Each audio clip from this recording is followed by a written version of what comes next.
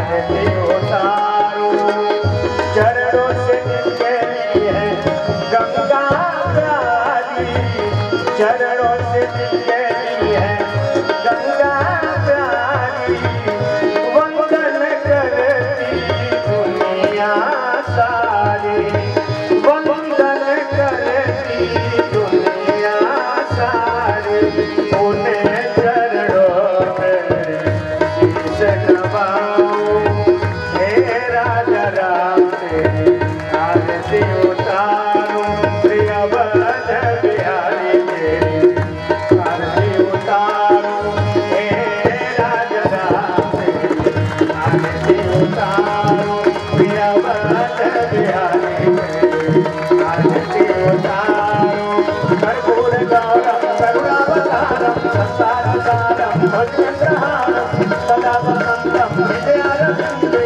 भवं भवामि सहितं नमामि, त्वमेव माता पिता त्वमेव, त्वमेव बन्धुः सखा त्वमेव, त्वमेव विद्या द्रविणं त्वमेव, त्वमेव सर्वं मम देव देव, हे राजा राम तेरी आरती उतारूं, प्रियव्रत बिहारी तेरी आरती उतारूं, हे राजा राम तेरी आरती उतारूं। बोले सियावर रामचंद्र की। सभी लोग अपने स्थान पे बैठ जाएं।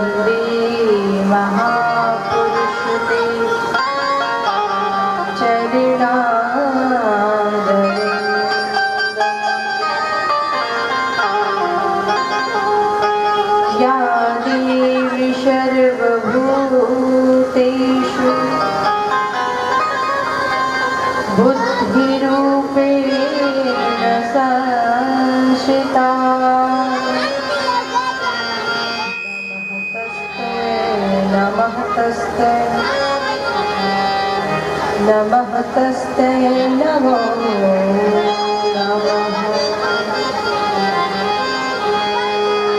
श्री रामचंद्र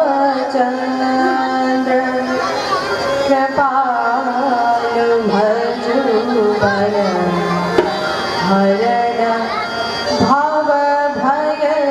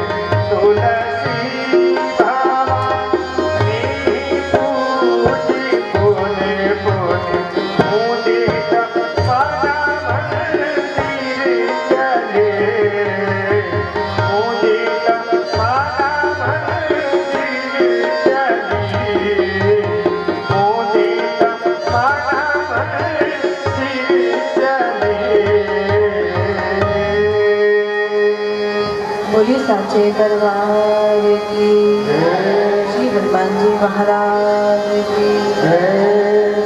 आइए आप सभी लोग मीठी मीठी ताली सेवा करते हुए भगवान का नाम का स्मरण करेंगे। हरि राम राम राम सीता राम राम राम, हरे राम राम राम सीता राम राम राम।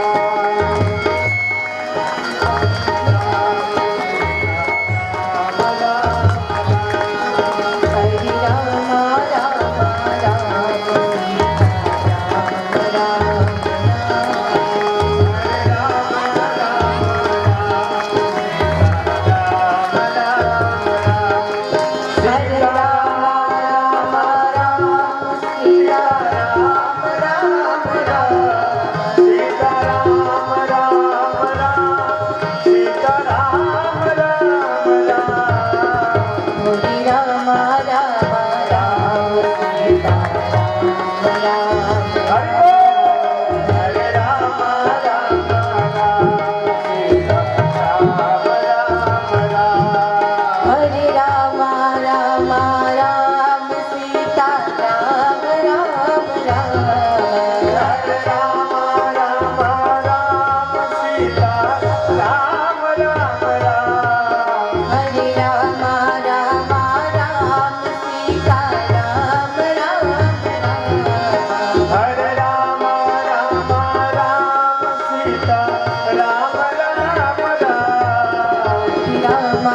राम राम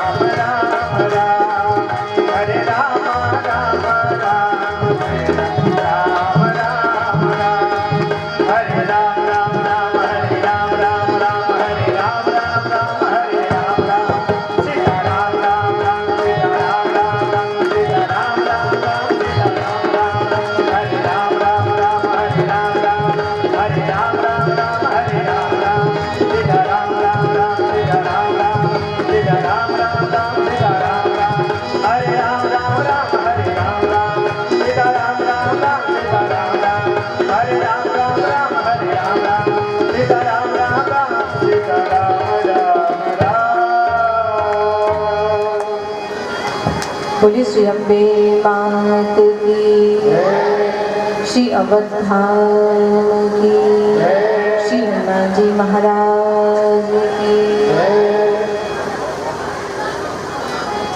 जगत जननी माँ अम्बा भवानी श्री दुर्गा जी की असीम अनुकंपा से आज हम सभी लोग अति पावन अवसर बढ़ा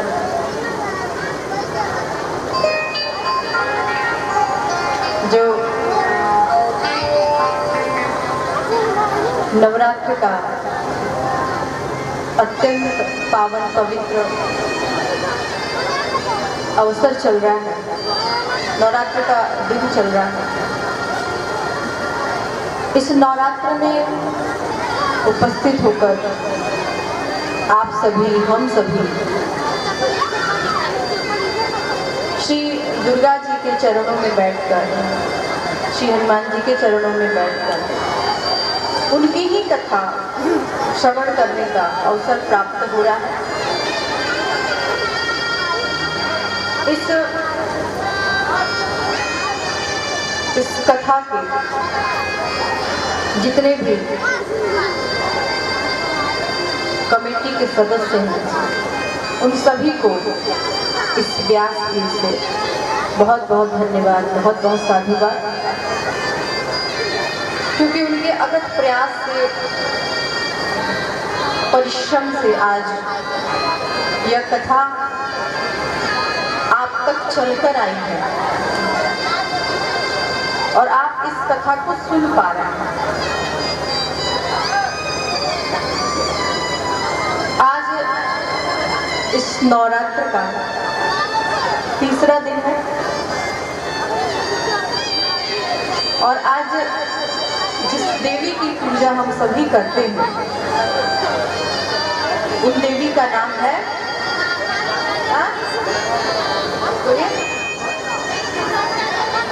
सब याद करके आए ना, इसीलिए आगे बढ़ते हैं।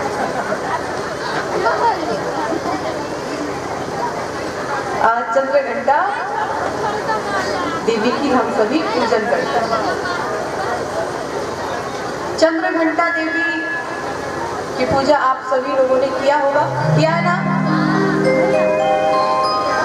खाली नवरात्रे भर अगरबत्ती दिखाते हैं तो उसके बाद भी दिखाते हैं, उसके बाद भी केवल 9 दिन, उसके बाद दुर्गा जी कहाँ जाएगी? 9 दिन दुर्गा जी अगरबत्ती लें, खुशबू अगरबत्ती का खुशबू। आप फल चढ़ाते हैं, केला सेब चढ़ाते हैं, वो दुर्गा जी खाएं पाए, और 9 दिन के बाद कहाँ जाएं? हाँ, कहाँ जाएं? पता नहीं कहाँ सब भेज रहे हैं, पर्वत पे भेज रहे लग रहा है। मतलब पूजा 9 दिन और 10वें दिन विसर्जन, विसर्जन हो गया। 9 दिन के बाद दुर्गा जी को कोई नहीं पूछेगा अगरबत्ती सूंघा कि नहीं, केला सेब खाया कि नहीं, कोई नहीं। आप अपने खाओ, खाओ या भूखे रहो, कोई मतलब नहीं। कैसे भक्त हो आप लोग? इसको भक्ति कहते हैं?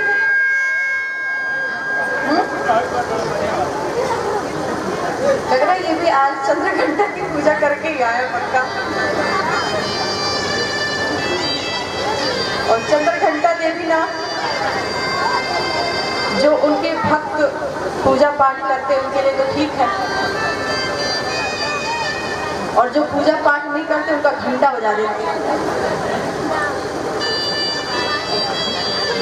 जो पूजा पाठ करे उनका ठीक है, और देवी का काम यही है जी। इस पृथ्वी पर देवी क्यों आई है? इस पृथ्वी पर देवी क्यों आई है? भाई थोड़ा तेज करिए, ऐसे तो समझ में नहीं आएगा। जब हमारे समझ में नहीं आ रहा तो आपको क्या आएगा? बोलिए भक्तवत्सल भगवान की।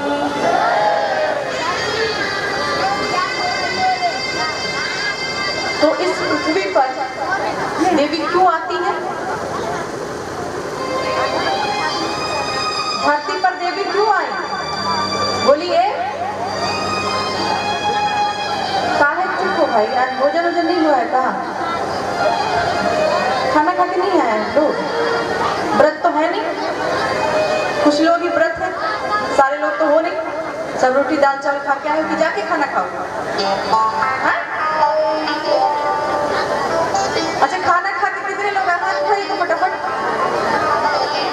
शर्म के मारे कोई नहीं उठा रहा है कि कहीं ये हमारे घर खाना खाने में चले जाए। महान ही हो आप लोग। बोलिए कितने लोग खा के खाने चलिए, हाथ उठाइए, एकदम ईमानदारी से हाथ उठाइएगा। अब जाके सब उठा।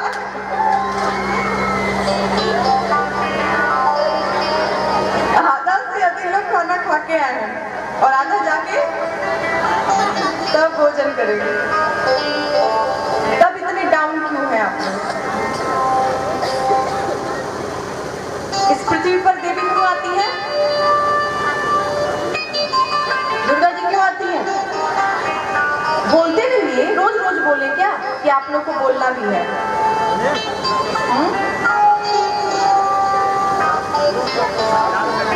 हाँ, समाधान, कष्ट को समाधान करने के लिए, दुख को हरण करने के लिए जब देवता राक्षस से परेशान हो जाते हैं तो देवताओं की सुरक्षा के लिए, राक्षस को मारने के लिए, वो राक्षस जो देवताओं से भी ना मारे जाए, उनसे भी ना मारे, इसीलिए उनका नाम दुर्गा है। जो व्यक्ति दुर्ग हो, जो कठिन हो, जिसको मारा ना जा सका हो, ऐसे व्यक्ति का जो संहार कर दे वही तो दुर्गा। और आपको ज्ञात होगा कि हमारी दुर्गा जी ने, देवी भवानी ने बहुत सारे राक्षसों का वध किया है ना? इसीलिए नव दुर्गा के रूप में इनकी पूजा होती है। एक बार क्या हुआ कि पूरी पृथ्वी निमग्न हो गई थी। पूरी पृथ्वी पर प्रलय जैसा हो गया था। उस समय विष्णु भगवान शेष सैया पे सो रहे थे। शेष सैया समझ में आता है ना? बोलिए। शेष सैया मतलब क्या हुआ? सांप। और सांप पे जो सोए वो शेष सैया। सांप पे कौन सोता है? विष्णु भगवान। हम लोग तो सो ही नहीं पाएंगे।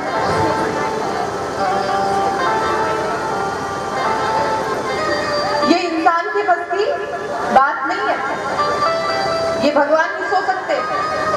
कुछ काम ऐसा होता है जो भगवान नहीं कर सकते, हम नहीं कर सकते। समझ में बात आ रही है आपके? बहुत सारा ऐसा काम है जो हम नहीं कर सकते, भगवान कर सकते। क्यों? क्योंकि वो भगवान है और हम इंसान हैं। तो हम नहीं उतना काम कर सकते जितना भगवान। भगवान सांप पे सो सकते, हम नहीं सो सकते। हमारे तो पैर लग जाए तो झट से काट लेगा, 1 मिनट नहीं लगेगा काटने में सांप को, तुरंत काटेगा, हॉस्पिटल दौड़ो। भगवान जो होते हैं वो सर्व सामर्थ्यवान होते हैं, वो कुछ भी कर सकते हैं। और जो व्यक्ति सामर्थ्यवान होता है उसको कोई दोष नहीं लगता है, कोई दोष नहीं।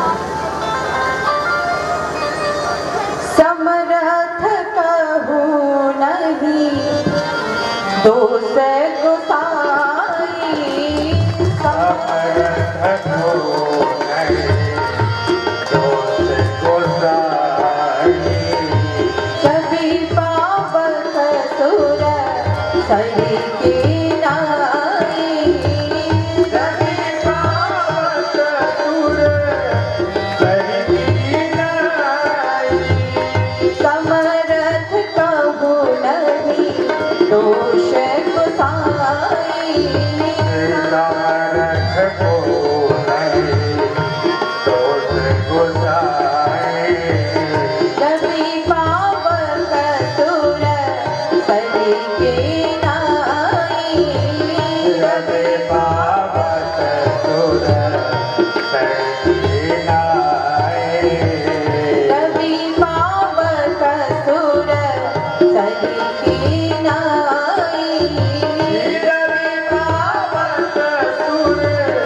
सही जीना। जो व्यक्ति सामर्थ्यवान हो उसको कोई दोष नहीं होता, तीस उसको कोई दोष नहीं होता। कौन कौन सामर्थ्यवान है? रवि, पावक, सुरसरिकी, नहीं। कौन भगवान सामर्थ्यवान है? आग, अग्नि समझते ना? आग, पानी, सूर्य भगवान, ये क्या है? ये सामर्थ्यवान है। रवि, पावक, सुरसरिकी, आग है ना? आग, आग से क्या होता है? आग से क्या होता है? बोलिए। आपको ये नहीं पता है कि आग से क्या होता है? खाना बनता है, वही तो। कितना साधारण बात आपने बोलते, जानकारी होती है उसके बाद चुप रहती है। खुद ही बताइए, हम क्यों बताएं? आग से क्या होता है? खाना बनता है। उससे क्या होता है? हमारा घर चलता है, हमारा परिवार चलता है, हम स्वयं चलते हैं। अन्न के द्वारा ही तो चल रहे हैं। खाना पानी ना मिले तो जीना मुश्किल है। मरने के पहले इंसान खाना पानी छोड़ देता है, सत्य है ना? तो घर चलाने के लिए आग की जरूरत होती है। यदि आग चूल्हे में हो, ठीक है, तो खाना बनता है। और चूल्हे के बाहर हो आग, तो वो सत्यानाश करता है, पूरा घर जलाकर खाक कर देता है। आग से खाना भी बनता है, आग से घर भी जलता है। अच्छा, आग से मनुष्य भी जलता है। जब अंतिम संस्कार होता है तो उस समय दाह संस्कार करते हैं। अग्नि संस्कार, दाह संस्कार आग से होता है। तो जिससे हमारा घर चलता है, जिससे हम स्वयं चलते हैं, वही अंत में हमें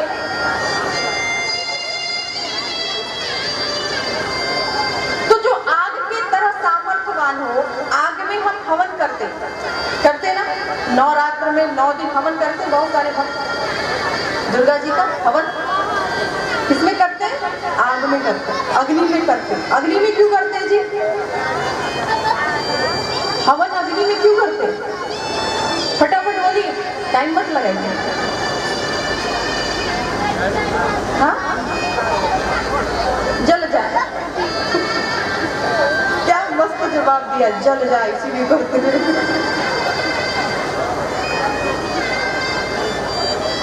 क्योंकि जो अग्नि होता है ना, ये समस्त देव, हमारे देश में कितने देवता हैं?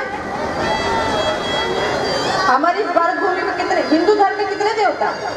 फटाफट बोली, टाइम मत लगाइए, बहुत हो गया। 23 साल से कथा सुने, बताइए फटाफट। हाँ, 33 कोटि देवी देवता है। अच्छा, देवी देवता को यदि हमें कुछ खिलाना हो तो हम कैसे खिलाते हैं? अग्नि में स्वाहा स्वाहा करते हैं। अग्नि ही तो है जो उन तक वो वस्तु पहुंचाती है। हम हवन करते हैं ना, इससे देवताओं को ताकत मिलती है। क्या मिलती है? ताकत, जिससे वो हमारा काम संभाल पाते हैं। काम संभालना मतलब हमें हवा देते हैं। सूर्य का किरण केवल रात हो जाए तो लाइट की इतनी समस्या होती है कि नहीं? और 12 घंटा सूर्य भगवान सबको प्रकाश देते। कभी हमने उसका बिल भरा है क्या? और बिजली का हम लोग हर महीना बिल भरते, नहीं भरोगे तो कट हो जाएगा, अंधेरा हो जाएगा। तो सूर्य भगवान है, अग्नि भगवान, जितने भी हमारे देवी देवता हैं, उन तक यदि कुछ पहुंचाना है तो हम क्या करते हैं? हवन करते हैं। तो वो डायरेक्ट वहां तक पहुंचता है, वो पहुंचाने की जरूरत नहीं, वो पहुंच जाता है। रवि पावक, सूर्य भगवान की तरह जो सामर्थ्यवान हो, रवि के समान जो सामर्थ्यवान है। सूर्य भगवान सामर्थ्यवान है। सूर्य भगवान अच्छी जगह पर भी जाते हैं और गलत जगह पे भी जाते हैं। जहां मंदिर हो वहां पर भी सूर्य की किरणें जाती है, जहां शमशान घाट हो वहां पर भी सूर्य की किरणें जाती हैं। सूर्य की किरणें हर जगह जाती हैं क्योंकि वो सामर्थ्यवान है और उनको कोई दोष नहीं लगता। रवि पावक सुरसरी की नाई। नदियां जितनी भी हमारे देश में नदियां ना, गंगा जी, यमुना जी, सरस्वती जी, ये सभी सामर्थ्यवान हैं, इनको कोई दोष नहीं लगता। उसी गंगा जल को हम पीते हैं ना, गंगा जी का स्नान करते, नहाते हैं। उसी गंगा जी में जाके कुत्ता मुंह लगाता है, पानी पीता है। बोलिए, पीता है कि नहीं पीता है? उसी में भैंस पानी पीती है, उसी में गधा पानी पीता है। जितने भी जीव जंतु है सब जा जाके पानी पीते हैं। गंगा जी अशुद्ध हुई कभी? बोलिए, अपवित्र हुई गंगा जी? कभी बोलते हो कुत्ते ने मुंह लगाया है वो पानी से क्यों नहाए? जिस पानी में कुत्ता ने मुंह डाल दिया हो, मुंह लगा दिया हो, उस पानी को आप पूजा करेंगे? नहीं करेंगे। गंगा जी सामर्थ्यवान है, गंगा जी सामर्थ्यवान है, भगवान सामर्थ्यवान है। पर भगवान से अलग यदि कोई वस्तु होती है तो वो सामर्थ्यवान नहीं होती। आप सीधे से अर्थ में समझ लें कि ईश्वर अंश जीव अविनाशी। हम क्या हैं? ईश्वर के अंश हैं, ईश्वर के ही अंश हैं हम लोग। हम सब सिया राम मैं सब जग जानी, करहु प्रणाम जोरी जुग, सब भगवान। हम क्या है? अंश हैं। तो एक बात ध्यान रखना, अंश में दोष होता है, अंशी में दोष नहीं होता है। अंश क्या है? हम हैं। अंशी क्या है? भगवान है। तो भगवान में कोई दोष नहीं है, हम में दोष हो सकता है। हम सामर्थ्यवान नहीं है क्योंकि हम अंश हैं। अंश को पाप पुण्य लगता है, अंशी को नहीं लगता है। अंशी कौन है? भगवान। अब सीधा से अर्थ में आप समझ लें कि गंगा जी जो है वो अंशी है, सामर्थ्यवान है। और उसी गंगा जी में आप जाएं, एक लोटा पानी भर के ले आए। एक लोटा पानी भरे कि चलो पूजा पाठ करेंगे, गंगा जल घर में रखेंगे। चाहे कोई डब्बा हो, कोई लोटा हो, कोई कमंडल हो, आप गंगा जी में लेके जाओ, पानी भरो और बाहर ही रख दो कि जब जाएंगे तब लेकर जाएंगे। आप बिजी हो जाओ, व्यस्त हो जाओ पूजा पाठ करने में। और 10 मिनट में ही एक कुत्ता आए उस पानी में मुंह लगा दे, लोटा के पानी में, आप पूजा करेंगे? बोलिए, गंगा में मुंह लगाए तो पूजा करेंगे और लोटा में लगाए तो नहीं करेंगे। क्यों भाई? क्यों? क्योंकि गंगा जी जो है वो अंशी है, सामर्थ्यवान है। और लोटा का जो पानी है वो अंश मात्र है, छोटा सा है, थोड़ा है, वो उनका ही अंश है। वो गंगा से अलग नहीं है। ऐसा नहीं कि वो गंगा जल नहीं, वो गंगा जल है। ऐसा नहीं है कि वो गंगा जल नहीं है, वो गंगा जल है, पर वो कुत्ते के मुंह लगाने से वो अपवित्र हो गया क्योंकि उसके अंदर इतनी सामर्थ्य नहीं है। गंगा जी के अंदर सामर्थ्य। गंगा जी में हम क्या करते हैं, जब इंसान मर जाता है, उसका दाह संस्कार जब हो जाता है, शरीर जब जल जाता है और अंत में जो राख बचती है उसको हम गंगा में प्रवाहित करते हैं। अशुद्ध होता है कभी जल? जहां तक अस्थि प्रवाहित करने से व्यक्ति की मुक्ति होती है।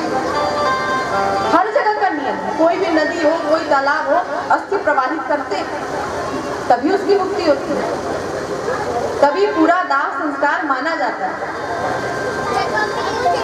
तो भगवान सामर्थ्यवान है, भगवान कुछ भी कर सकते, पर कुछ मनुष्य होते हैं ना जो कहते नहीं हम भी सामर्थ्यवान हैं।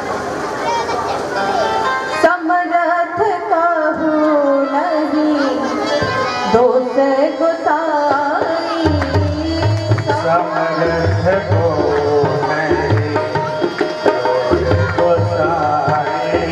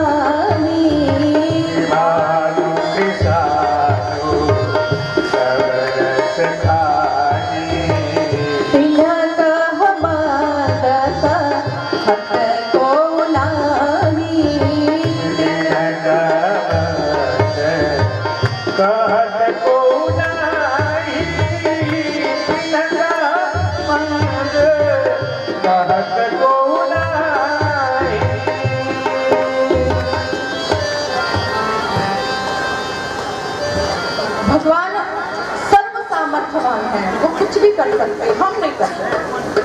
पर कुछ लोग होते हैं कहते ना कि शंकर भगवान ने भांग गांजा खाया था तो हम भी खा लेते हैं। कुछ लोग बैठे हो यदि खाने वाले तो माफ करिएगा, हमें नहीं मालूम, पर बात ये सत्य है। जितने लोग गांजा भांग खाते हैं उनसे पूछ लो भाई काहे खाते हो, तो कहेंगे ये तो शंकर भगवान की प्रसादी है और शंकर जी खाते हैं छोड़ देते हैं तो हम भी थोड़ा। उसके ऊपर क्या बोलेंगे जो गांजा वाजा पीते हैं, कहेंगे गांजा पिए राजा। जो राजा होगा भाई वही गांजा पिएगा, भिखारी नहीं पिएगा। जैसा लगता है किस देश के राजा हैं ये। बातें बड़ी लंबी लंबी करेंगे, बड़ी बड़ी बातें। शरीर पे एक शुद्ध कपड़ा नहीं होगा, 4 जगह से फटा होगा कपड़ा। जो गांजा पीते उनकी स्थिति देख लो आप, 4 जगह से फटा होगा।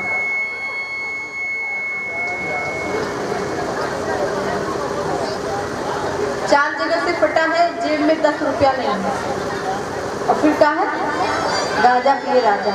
राजा है फुटपाथ के राजा है, फुटपाथ पे बैठ के पी रहे, फुटपाथ के राजा।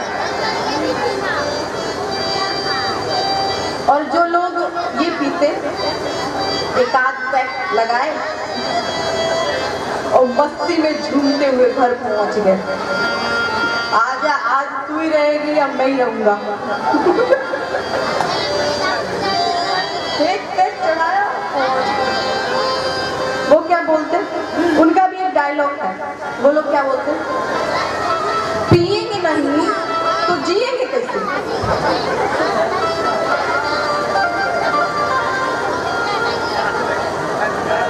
जब हम पिएबे नहीं करेंगे तो हम जिएंगे कैसे, तो मत जी मर जा।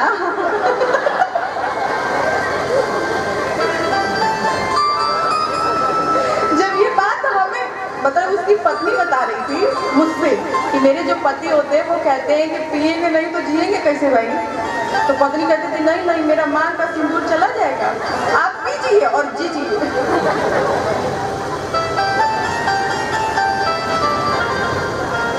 तो हम बोले कि आपको बोलना चाहिए था ना कि मर जाओ, जी का कौन सा बड़ा काम कर रहे हो भाई, पी रहे हो और नौटंकी कर रहे हो। मर के यदि जी के आप अच्छा काम करें तो आपका जीना सार्थक है। भगवान की भक्ति करें, भगवान का नशा करें, हम मना नहीं कर रहे कि आप नशा ना करें, हम बिल्कुल नहीं मना कर रहे, करो भाई खूब नशा करो, कोई नहीं मना करेगा, अपना पैसा तुम कहीं जाकर दो, कौन मना करेगा।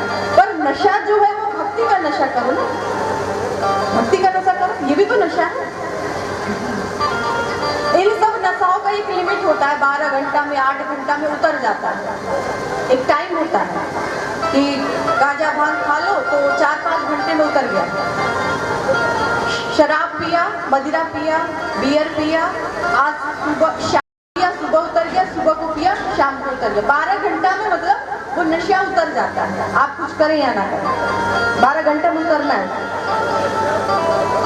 पर भक्ति की जो नशा होती है ना, भगवान की भक्ति की नशा, ये एक बार चढ़ जाती है ना फिर दोबारा नहीं उतरती, बस एक बार चढ़ जाए उसके बाद नहीं उतरेगी, कितना भी कोशिश करो नहीं।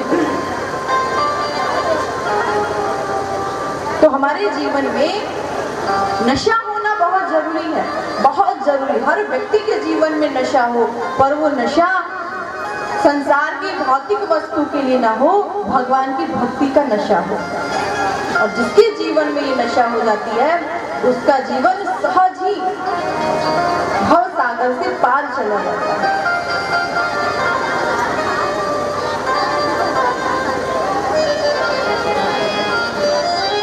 तो विष्णु भगवान पावक अग्निदेव, जल, हवा, ये सब जो है ये सामर्थ्यवान है, इनको कोई दोष नहीं लगता है।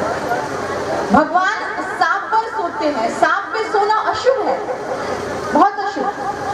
पर यदि विष्णु भगवान सोते हैं तो सांप पे सोना शुभ ही शुभ है, अशुभ नहीं है, शुभ है, क्योंकि वो भगवान सोते हैं। भगवान सामर्थ्यवान है, वो कुछ भी कर सकते हैं। कृष्ण भगवान ने इतनी शादी किया था, तो इंसान कहता हम भी 2-4 कर लेते हैं। अरे कृष्ण भगवान ने गोपी के वस्त्र का चीर हरण किया था, तो क्या तुम भी लड़कियों के कपड़े चुराओ? वो भगवान थे, वो सामर्थ्यवान है। भगवान कृष्ण कहीं कपड़ा चुराते हैं तो कहीं कपड़ा बढ़ाते भी तो हैं। जब द्रौपदी का चीर हरण हो रहा था उस समय भगवान कृष्ण ने इतनी साड़ी बढ़ाना प्रारंभ की द्रौपदी के लिए, जबकि 5 पांडव सामने खड़े थे, किसी की हिम्मत नहीं थी कुछ बोल दे। बोले चाहते तो बोल सकते थे, पर कुछ नहीं बोलता। कृष्ण भगवान साड़ी देना प्रारंभ किए तो लोगों को ये पता नहीं चल पाया कि नारी बीच साड़ी है कि साड़ी बीच नारी, ये औरत ही द्रौपदी ही साड़ी है कि साड़ी ही द्रौपदी। तो भगवान कृष्ण जो है वो सर्व सामर्थ्यवान है, वो कुछ भी कर सकते हैं, हम नहीं कर सकते। वो भगवान शंकर यदि गांजा भांग खाते हैं तो भगवान शंकर जी की प्रसादी आप भी खाते हैं। तो शंकर भगवान ने तो विष पिया था, एक प्याला भर के विष पी लिया था। आप भी एक कटोरी पी लो, क्या हर्ज है? शंकर भगवान जो करेंगे वही आप करेंगे। तो शंकर भगवान ने विष पिया था, एक कटोरी पी लो, चलो एक कटोरी नहीं, एक आधी चम्मच पी लो। और फिर शंकर भगवान पी के अंदर ले जाने दिए थे। शंकर भगवान अपने कंठ में रख लिए थे, इसलिए उनका नाम एक नीलकंठ है। कंठ में रख लो, क्योंकि शंकर जी के हृदय में भगवान राम थे, और राम जी के पास यदि विष पहुंच जाता तो राम जी तो कोमल है ना, उनको तो सहन नहीं होता, उनको कष्ट होता। इसलिए शंकर भगवान अपने गले में ही विष धारण कर लिया। तो भगवान की कभी भी बराबरी मनुष्य को नहीं करना चाहिए। वो भगवान है, वो कर सकते हैं। जो इंसान गुटखा खाता हो, गुटखा खाते ना, गुटखा जो इंसान खाता है ना, वो गुटखा खाया हो और उसके पास कोई पहुंच जाए प्रसादी लेकर, चरणामृत लेकर, तो वो क्या कहता है? सबसे बड़ी प्रसादी हमारे मुंह में है, आप इसको 2 रुपया थूकेंगे तब ना प्रसादी खाएंगे, हमें प्रसादी नहीं चाहिए। और सही अर्थ में देखो तो गुटखा का मतलब क्या होता है आपको बताएं तो देखो, गुट खा है ना, गुट खा है, आप गुटखा में से क्या निकाल दो, बोलना नहीं।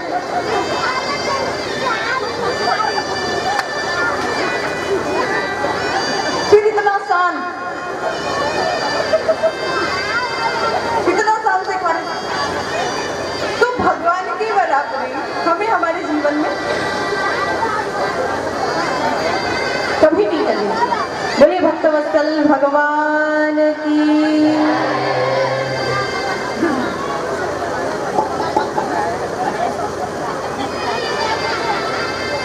जो व्यक्ति सामर्थ्यवान है उसकी बराबरी कभी नहीं करता। तो एक बार विष्णु भगवान क्या कर रहे थे? शेष शैया पर विश्राम कर रहे थे। अचानक क्या हुआ कि विष्णु भगवान के कान के मैल से 2 राक्षस प्रकट हुए। एक का नाम था मधु, दूसरे का नाम था कैटक। ये दोनों राक्षस प्रकट हुए, मधु कैटक। चारों तरफ पानी ही पानी थी, पूरी पृथ्वी जल में निमग्न था, कहीं कुछ दिखाई नहीं दे रहा था। अब ये राक्षस, इन्होंने सोचा कि चलो कुछ देखना शुरू करें। अब राक्षस ने क्या किया कि भगवान विष्णु के कान से आगे आगे सीना पे, धीरे धीरे विष्णु भगवान के सीना से आने के बाद पेट पर आ गया। पेट पे देखा कि कुछ लंबा सा एक गया है, वो गया, एक विष्णु भगवान के नाभि से एक नाभि कमल गया है जिसपे ब्रह्मा जी बैठे हैं। आप लोगों ने चित्र में देखा होगा। कि विष्णु भगवान की नाभि से एक नाभि कमल जाता है और उसके ऊपर कौन रहता है? विष्णु भगवान। नहीं, ब्रह्मा जी बैठे हैं। विष्णु भगवान की तो नाभि से जाता है। तो मधु कैटअप ने सोचा कि देखा जाए ये क्या है, और वो उसको पकड़ के धीरे धीरे ब्रह्मा जी तक पहुंच गए। ब्रह्मा जी ने देखा, ब्रह्मा जी तो ध्यान में थे। अब ब्रह्मा जी को परेशान करना ये दोनों राक्षस शुरू करते हैं। ब्रह्मा जी परेशान, क्या करें, कुछ करते नहीं बन रहा। ब्रह्मा जी ने क्या किया कि विष्णु भगवान से सैया पे विश्राम कर रहे थे, आराम कर रहे थे। अब कैसे बोले विष्णु भगवान? विष्णु भगवान तो निद्रा में है।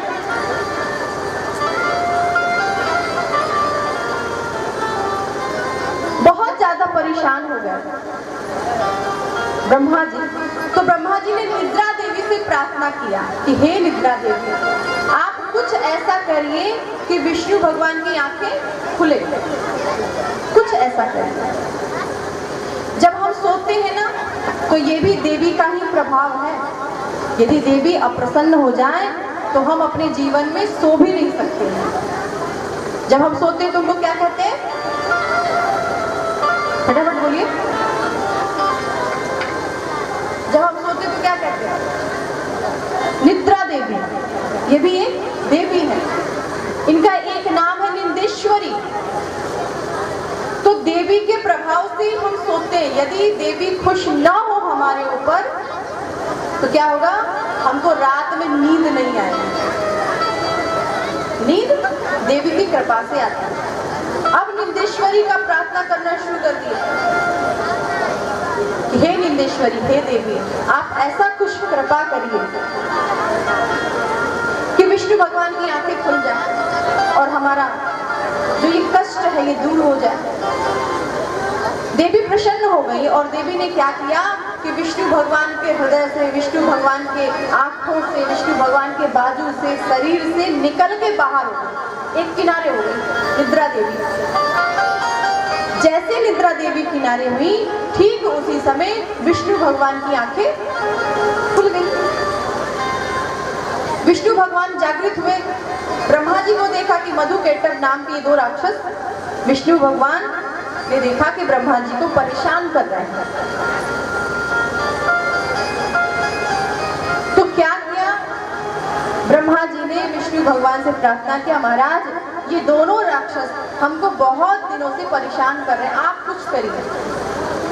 विष्णु भगवान क्या किया कि शेष सैया से उतरकर 5000 वर्ष तक मधु कैटअप से युद्ध किया था विष्णु भगवान ने।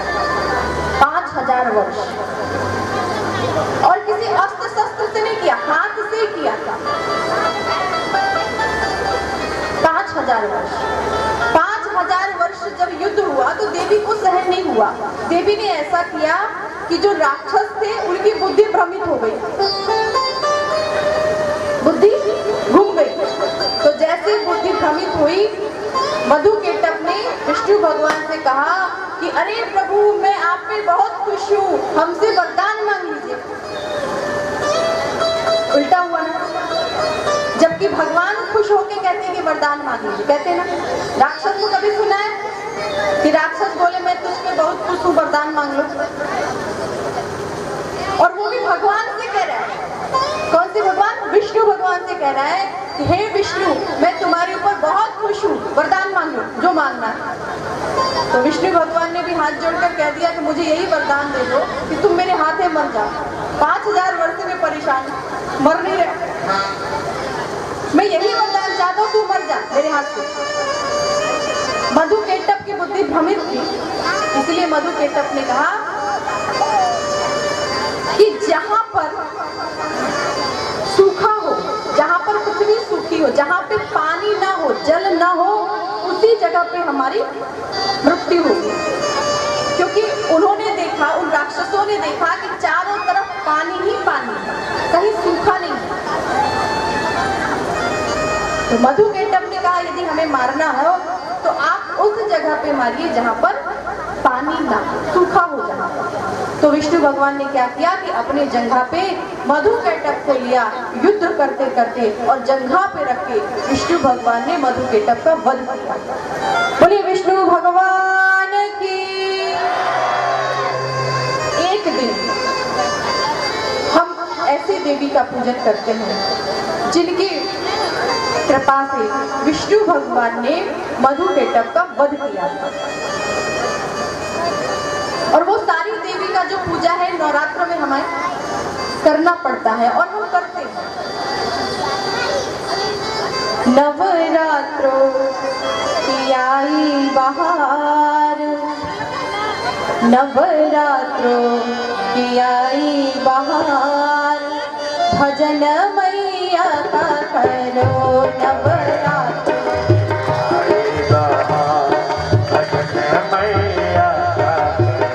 नवरात्रों की आई बहार, भजन मैया का करो नवरात्रि की आई बहार, भजन मैया का करो।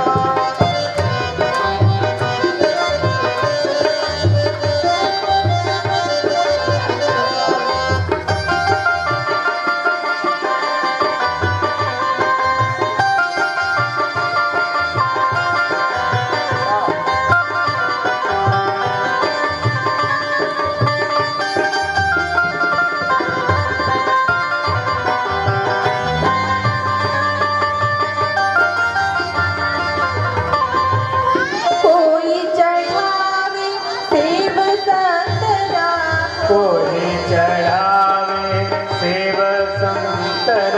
कोई चढ़ावे सेब संतरा, कोई चढ़ावे सेब संतरा, कोई चढ़ावे अनार, भजन मैया का करो।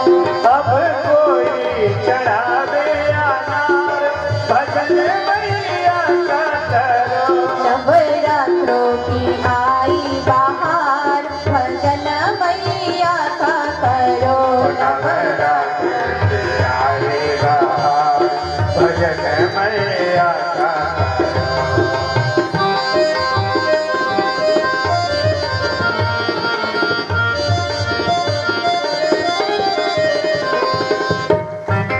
आप सभी लोग ताली बजाओ, हाथ ऊपर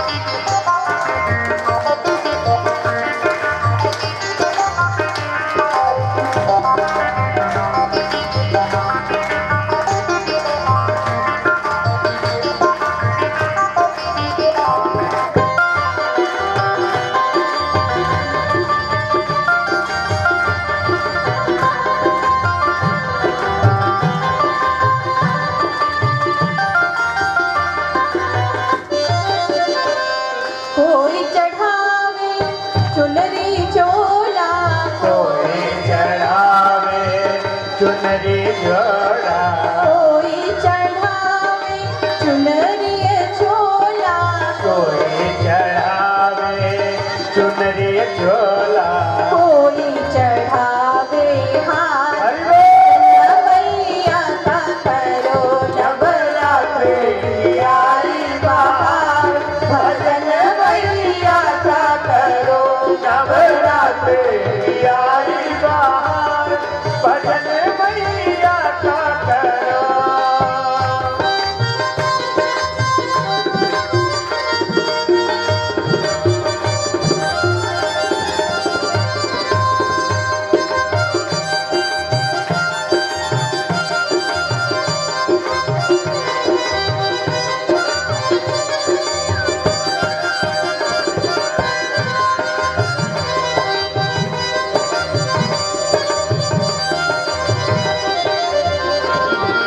दूर करो माँ दुख सभी के, दूर करो माँ दुख सभी के, दूर करो माँ दुख सभी के, दूर करो माँ दुख सभी के। तेरे भक्ता है रहे रे पुकार, भजन मैया का करो।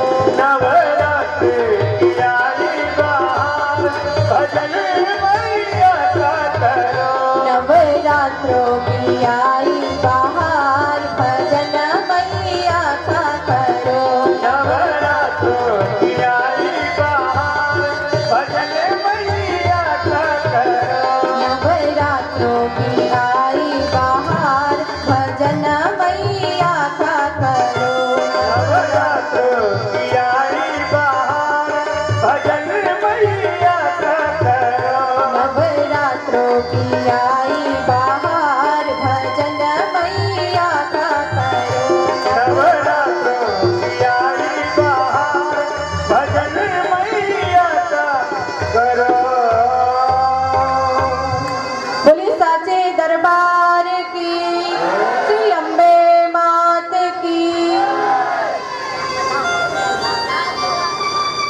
अम्बे भवानी दुर्गा जी, श्री पार्वती जी, जिनका विवाह आप सभी ने कल दर्शन किया। इनके जो पति हैं वो है भगवान शंकर। इनका विवाह, पार्वती जी का जो विवाह होता है वो कहाँ होता है? कल हुआ ना विवाह, कहाँ हुआ? हाँ, एक कह रहा अपने यहाँ हुआ, वो तो पलामू में हुआ। अरे पलामू में तो कल हुआ था ना,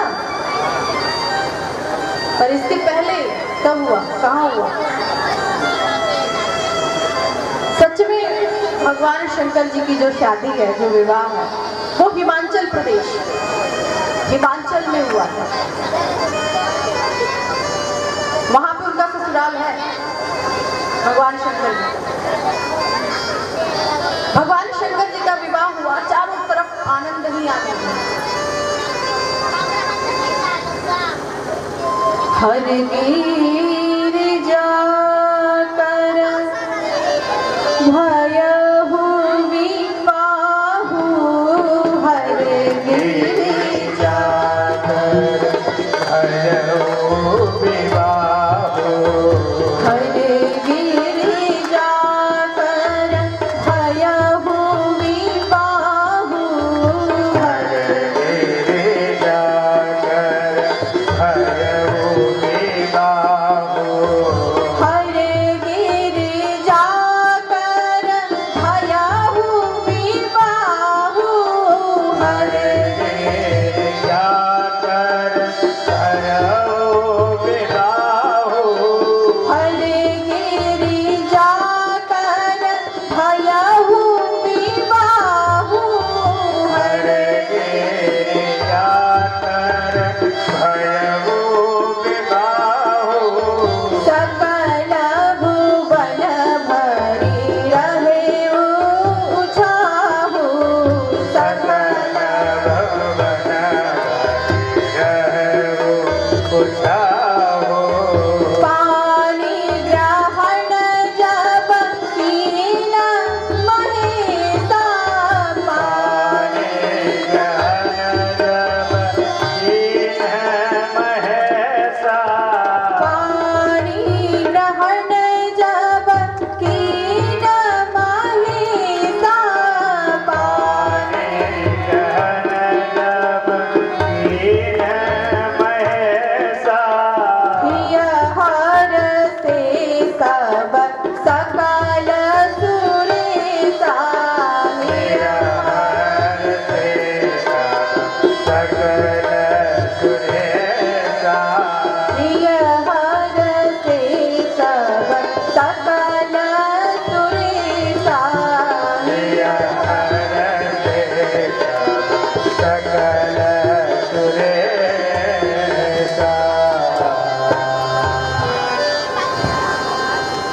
हिमाचल के यहाँ भगवान शंकर जी का विवाह विधि विधान से संपन्न हुआ।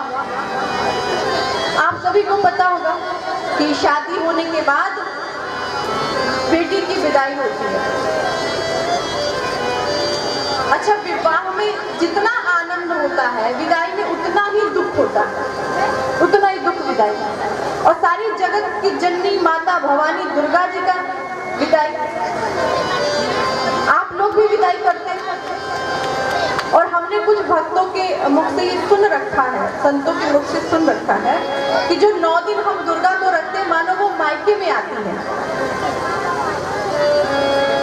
देवी भागवत में तो ऐसा कुछ वर्णन नहीं आता है, परंतु भक्तों का ऐसा मानना है कि 9 दिन जो दुर्गा जी का हम पूजा करते हैं, ये मानो मायके में आती है और फिर ये 9 दिन के बाद अपने ससुराल चली जाती है।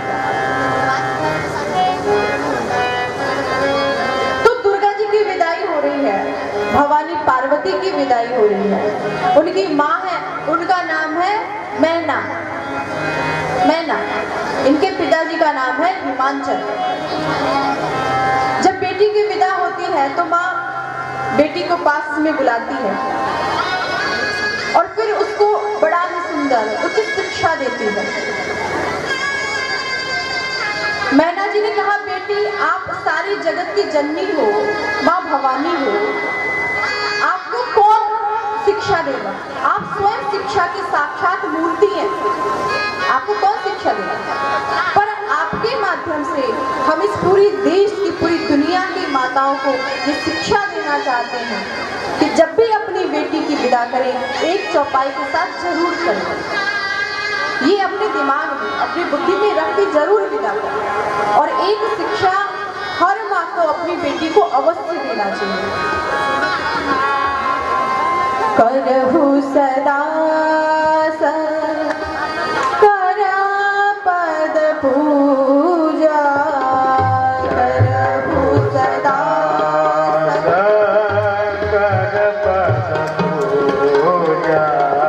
करहु सदा करा पद पूजा,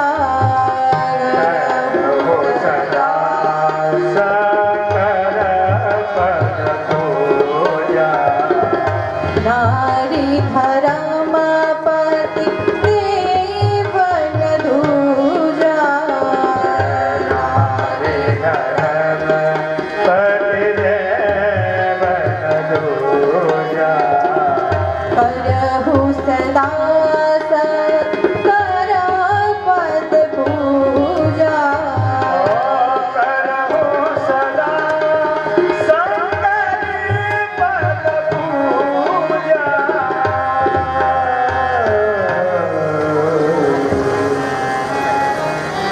मैना जी ने कहा, तुम सदैव अपने पति के वचन का पालन करना, सदैव सेवा करना। करो सदा शंकर पद पूजा, नारी धर्म पति देवना। यदि शंकर भगवान के जैसा आपका पति हो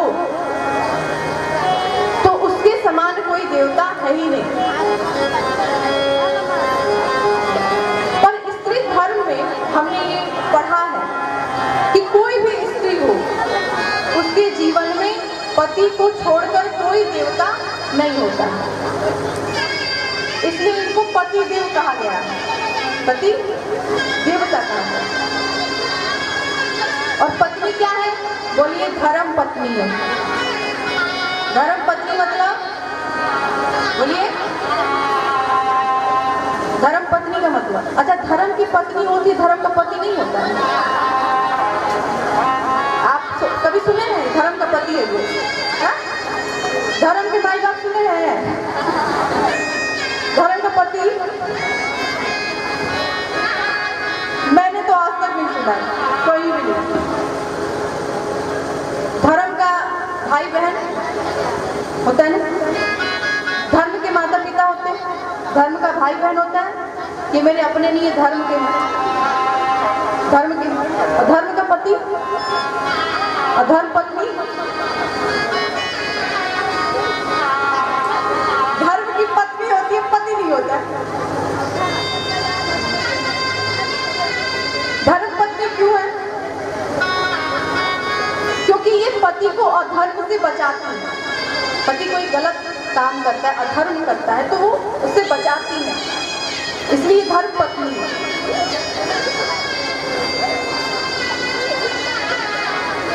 माताओं के जीवन में सदैव होना चाहिए कि पति जो भी कहे वो उनको करना चाहिए।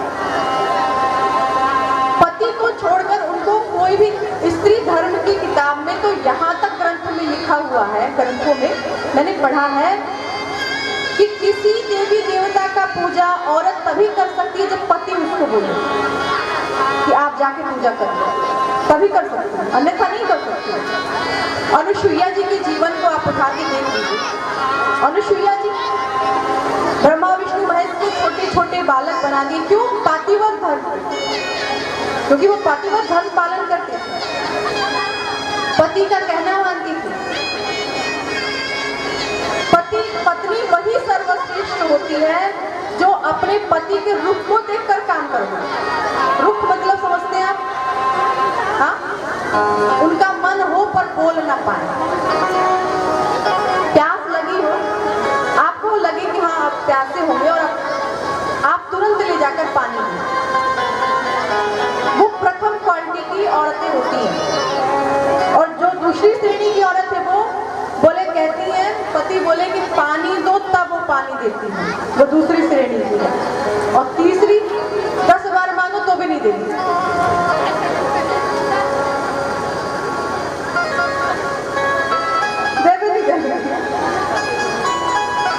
और पति को भी चाहिए, यदि आप थक के घर पे आए और पत्नी ने पानी दे दिया तो आप पानी पी लो, नहीं पिए तो बोले दूसरे दिन से मत पियो, देवे नहीं करेंगे। दे तो पानी पीते ही क्यों दे।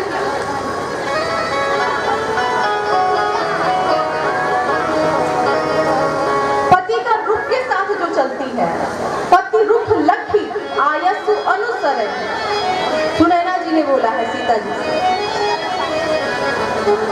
पति का कभी भी अहित ना देखती हो कि उनका बुरा हो जाए, गलत हो जाए, कभी ना देख। कितनी भी लड़ाई झगड़ा हो जाए, कभी भी पति का अहित ना देखता, कितना भी झगड़ा हो जाता। एक पति पत्नी थे, उनकी झगड़ा हो गया आपस में। पत्नी ने कहा आज के बाद हम तुमसे बात नहीं करेंगे। पति ने कहा हाँ हाँ मत बोल। अरे तू नहीं बोलेगी तो मेरा राज्य थोड़ी ना सुना हो जाएगा, मत बोल, आज के बाद तू कभी मत बोल। पत्नी ने कहा मैं नहीं बोलूंगी। पति ने कहा ठीक है मत बोल। ठंडी का समय था तो आग जलाए थे पति देव, पत्नी रोटी बनाई थी, हाथ वाथ धुली थी, बहुत ठंडी लग रहा था। तो पत्नी ने सोचा चलो आग जलाए हैं, आग ताप ले, आग सेक ले। अरे बोलने के लिए बोला है कि बोलूंगी नहीं, आग तो सेक ही सकती हूँ, बोलने भर नहीं। आग सेकने चली गई, हाथ सेक रही थी अपना।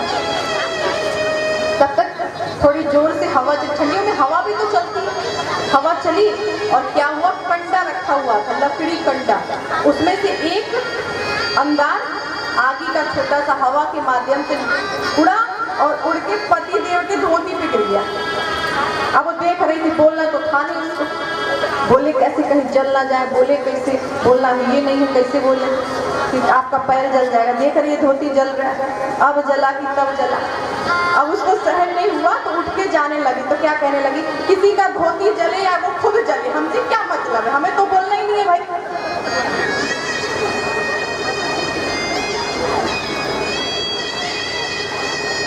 पति को जले ना, इसलिए वो इशारे में बोल दिया। तो पत्नी ऐसी होती है, अहित ना हो, भले झगड़ा हो जाए, लड़ाई हो जाए, कुछ हो जाए, भले बात ना जाए, वही तो पत्नी। बड़ा ही सुंदर उपदेश मैना जी ने पार्वती जी को दिया है। पार्वती जी को यहाँ से लेकर भगवान शंकर जी कैलाश पर्वत आते हैं। भगवान शंकर जी चल के आ रहे थे तो पार्वती जी के मन में था मेरा ससुराल ऐसा होगा, सास ससुर होंगे, देवरान जेठान होंगी, नंद होंगी। मन में होता है लड़की की जब नई नई शादी होती तो सोचती पता नहीं मेरा ससुराल कैसा होगा, सास कैसी होगी, ससुर जी कैसे होंगे, मेरी नंद कैसी होगी, मेरी जेठानी जी कैसी होंगी, सब सोचती है लड़कियां। पार्वती जी मन में सोचते हुए जा रही हैं। भगवान शंकर जी क्या किए कि शमशान घाट खड़े हो गए, एकदम खड़े। पार्वती जी ने कहा आगे चलिए, यहाँ क्यों खड़े हैं, चलिए घर चलना, ससुराल चलना। शंकर जी ने कहा यही तो अपना ससुराल है, अब कहाँ चलना। पार्वती जी ने कहा महाराज घर चलिए, घर चलिए। शंकर जी ने कहा यही तो शमशान घाटी तो तुम्हारा ससुराल है, यही ससुराल है। पार्वती जी ने कहा अच्छा आप यहाँ रहते। शंकर जी ने कहा पार्वती मैं यही रहता हूँ। पार्वती जी ने कहा देखिए प्रभु आप अकेले थे, सब चलता था, शमशान घाट पे रहिए या रोड पे रहिए या पेड़ के किनारे रहिए या पेड़ के नीचे रहिए, पर अब शादी हो गई है, मैं आ गई हूँ, अब मेरे लिए एक घर चाहिए, गृहिणी के लिए गृह चाहिए। शंकर जी ने कहा ये कोई बड़ी बात थोड़ी ना, 1 सेकंड में घर बनेगा। तुरंत विश्वकर्मा को बुलाया, एक महल का निर्माण किया जाए जिसमें हम पति पत्नी दोनों एक साथ रह पाए। पार्वती जी ने बोला है। विश्वकर्मा जी आए, जहां पर विश्वकर्मा जी मिस्त्री हो तो आप सोचिए कि महल कैसा बनेगा। बनाने वाला विश्वकर्मा हो तो महल कैसा हो। खजाना खुल गया और जो पूरा महल है, पूरा नगर है, वो सब सोने का बन गया, सब सोना। खूब खुश है भगवान शंकर, पार्वती जी भी खूब खुश है। नया नया पत्नी, नया नया घर, वो भी सोने का। शंकर जी प्रसन्न, पार्वती जी खुश हैं, पार्वती जी प्रसन्न। पार्वती जी ने कहा महाराज घर नया है तो गृह प्रवेश तो होना चाहिए, पूजा पाठ तो होना चाहिए घर में। ऐसे थोड़ी ना है कि घर बन गया और जाके रहने लग जाओ, दाल रोटी चावल खाओ। कोई कितना भी साधारण व्यक्ति एक सत्यनारायण भगवान की कथा तो करा ही लेता, पूजा करा ही लेता। पार्वती जी ने कहा महाराज एक गृह प्रवेश करा लीजिए, गृह पूजा हो जाए फिर हम लोग रहेंगे। अब शंकर जी सोचने लगे कि गृह पूजा हम कराएं किससे, कौन आके करेगा? पंडित। कौन ऐसा ब्राह्मण है, कौन सा ऐसा पंडित है जो विद्वान हो और गृह प्रवेश कराए? शंकर जी ने पार्वती से कहा पार्वती ऐसा न करें कि अपने चेला कोई बुला ले। पार्वती जी ने कहा हाँ बुला लीजिए। कौन चेला? बोले रावण मेरा बहुत बड़ा चेला, हर समय पूजा पाठ करता रहता है, ब्राह्मण है, बहुत अच्छा विद्वान भी है, ज्ञाता है, वेद पुराण का ज्ञाता है। एक काम करते हैं पार्वती कि रावण को ही बुला लेते हैं, मेरा चेला भी है, गृह प्रवेश करा देगा। पार्वती जी ने कहा ठीक है प्रभु बुला लीजिए। भगवान शंकर जी याद किए, रावण चला है। रावण ने विधि विधान से, विद्वान चूंकि बहुत था रावण, तो विधि विधान से उसने गृह पूजा करवाया। जब गृह पूजा जब समाप्त हो गया, गृह प्रवेश हो गया, उसके बाद शंकर भगवान ने कहा कि तुम भले ही मेरे चेले हो पर तुमने पूजा पाठ कराया है, ब्राह्मण से दक्षिणा देना चाहिए पूजा पाठ कराने के बाद, तभी पुण्य की लाभ होती है। यदि तुम कहो तो कुछ दान दक्षिणा ले लो। रावण ने कहा नहीं ऐसे नहीं लेंगे, आप संकल्प लीजिए कि मैं जो मांगूंगा वही आप दक्षिणा में देंगे। शंकर जी ने कहा हाँ हाँ मैं बोल रहा हूँ, तुम जो मांगो मैं वही दूंगा। रावण ने कहा महाराज जी इस महल का जो हम प्रवेश कराने बड़ा सुंदर है, दक्षिणा में आप ये महल दे दीजिए हमको। शंकर जी ने कहा लो बात बता, एक रात नहीं बीता, इसीलिए हम कह रहे थे कि अपना शमशान घाट ही ठीक है। जितने भी दुनिया के लोग हैं ना, सबको अपना अपना घर छोड़ के हमारे घर आना पड़ता है एक दिन, अंत में वही जाते ना। जितने भी दुनिया के प्राणी हैं सब अपना घर छोड़ छोड़ के हमारे घर शमशान घाट में आते हैं। इसलिए हे पार्वती मैंने पहले ही बोला था, एक दिन एक रात नहीं रह पाए और देखो दक्षिणा में चला गया। भगवान शंकर जी पार्वती जी को लेकर बाहर। अब भगवान शंकर जी पार्वती जी कहाँ जाते? भगवान शंकर जी कैलाश पे जाते हैं आनंद पूर्वक। भगवान की मस्ती में है, कई भगवान का नाम लेते हैं, कई भगवान की कथा करते हैं। इस तरह से भगवान शंकर जी का जीवन। एक दिन क्या हुआ कि कार्तिक जी का जन्म हुआ, तब जन्मे हुए खटबदन कुमारा तारक असुर समर जी मारा, जिन्होंने तारकासुर का वध किया। भगवान शंकर बड़े प्रसन्न हैं, कैलाश पर्वत पे घूमते हैं और घूमते घूमते भगवान शंकर जी ऐसे स्थान पे पहुंच गए जहां पर जाने के बाद भगवान शंकर जी को बहुत अच्छा लगा और प्रसन्न चित्त होकर भगवान शंकर जी बैठे। मेरे बांके बिहारी सावरिया, मेरे बांके बिहारी सावरिया, हो तेरा जलवा कहाँ पर नदी है। मेरे बांके बिहारी सावरिया, तेरा जलवा कहाँ पर नहीं है। मेरे बांके बिहारी सावरिया, मेरे बांके बिहारी सावरिया, मेरे बांके बिहारी सावरिया,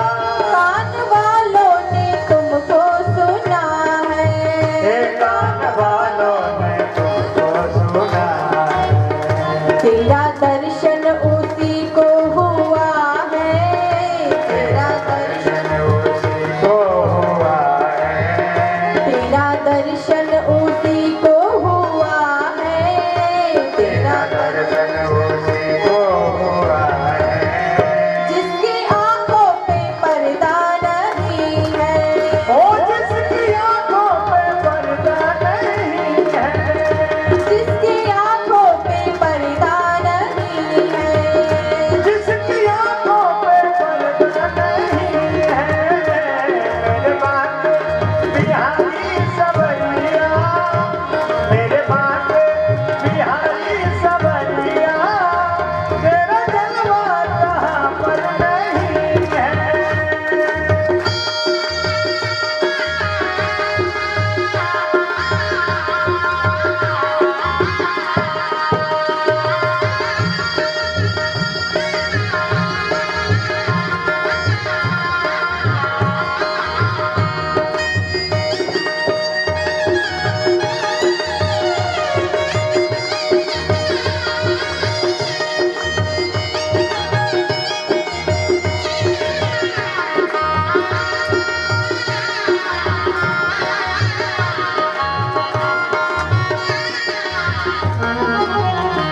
लोग पीते हैं पी पी के गिरते, लोग पीते हैं पी पी के गिरते, लोग पीते हैं पी पी के गिरते, लोग पीते हैं पी पी के गिरते, हम भी पीते हैं गिरते नहीं है, हम भी पीते हैं गिरते नहीं है, हम भी पीते हैं गिरते नहीं है, हम भी पीते हैं गिरते नहीं है, हम भी पीते हैं भक्ति का प्याला, हम भी पीते हैं, भक्ति का प्याला, हम भी पीते हैं भक्ति का प्याला, हम भी पीते हैं भक्ति का प्याला। कोई अंगूरी मदिरा नहीं है, कोई अंगूरी मदिरा नहीं है, कोई अंगूरी मदिरा नहीं है, कोई अंगूरी मदिरा नहीं है। मेरे बाके बिहारी समरिया, तेरा जलवा कहाँ पे नहीं है। आप सभी लोग हाथ ऊपर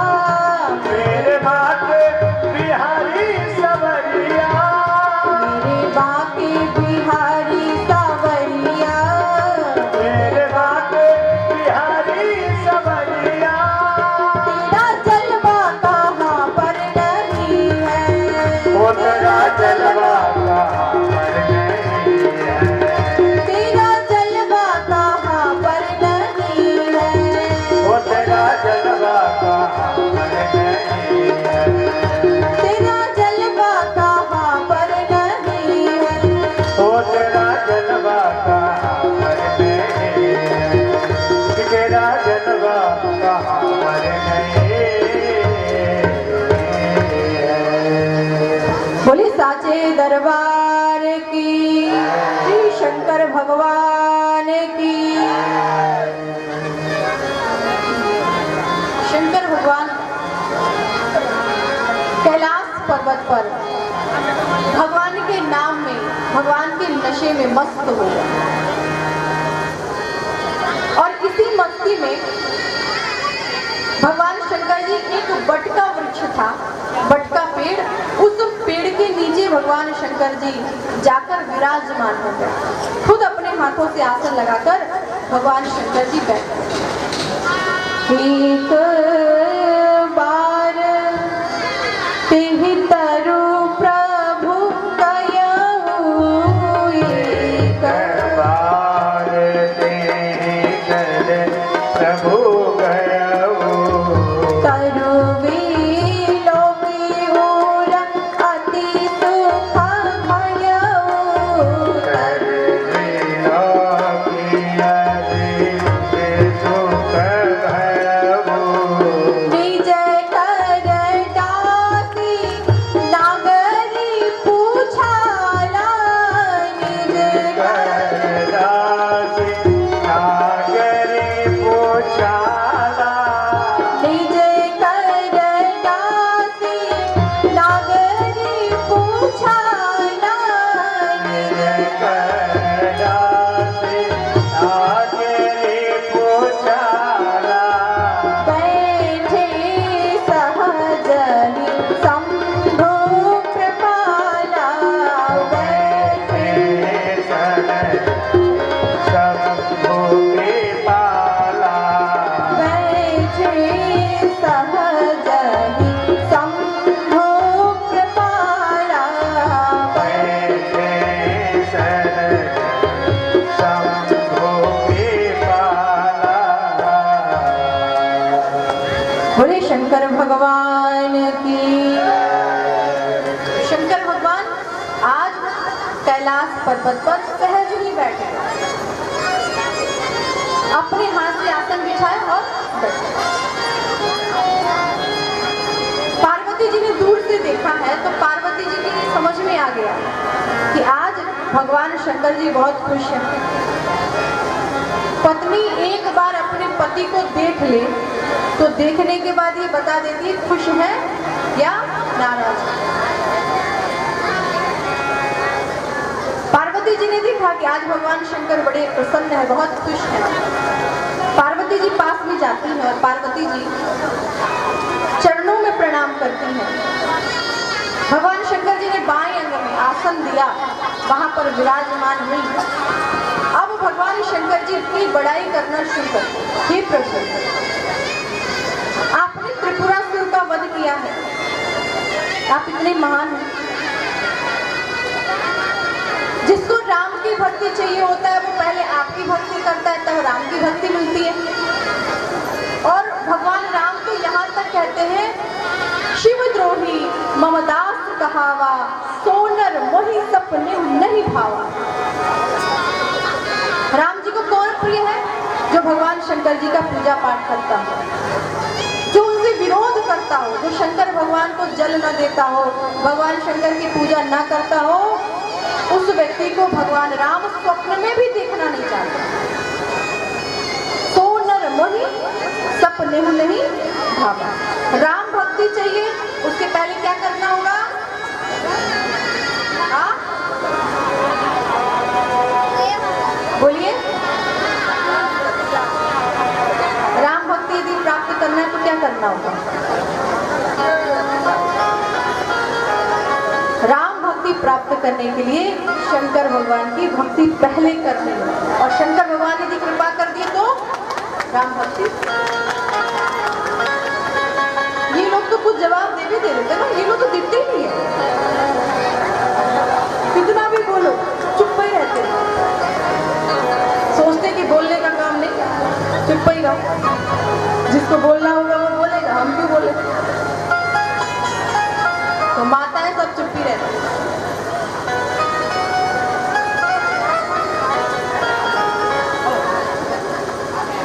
बोलिए भक्तवत्सल भगवान की। राम भक्त आहुति चाहिए शंकर भगवान की आहुति करो। पार्वती जी ने कहा महाराज आपकी बड़ी महिमा है, भगवान राम जी आपको बहुत प्रेम करते, और प्रेम ना करते भगवान राम तो भगवान राम जब 100 योजन का समुद्र बनाए थे तो भगवान शंकर जी की स्थापना करके उनका पूजा करके फिर जाकर उस सेतु पर भगवान राम ने पैर रखा था। इसीलिए आज भी वो मंदिर है और उनका नाम है रामेश्वर, जो राम जी का जो ईश है। राम जी अपने से बड़ा किसको मानते हैं? भगवान शंकर। और शंकर जी अपने से बड़ा किसको मानते हैं? राम जी। एक दूसरे में इतना सामांतर है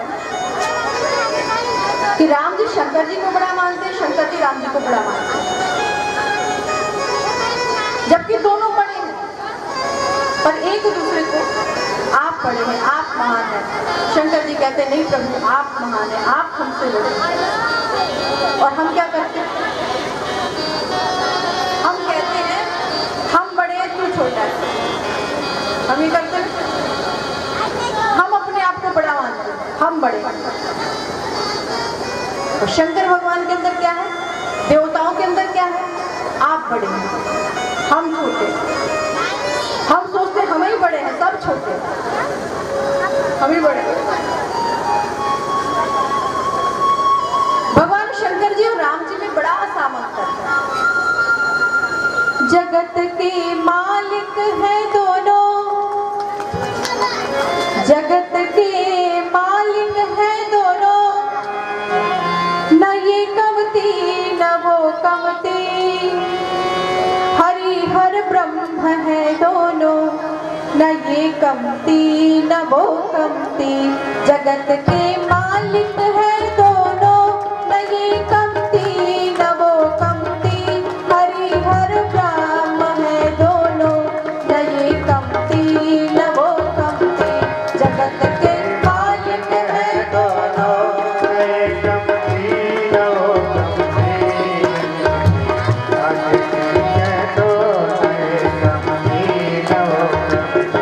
जगत के मालिक है दोनों, न ये कमती न वो कमती, हरि हर ब्रह्म है दोनों, न ये कमती न वो कमती।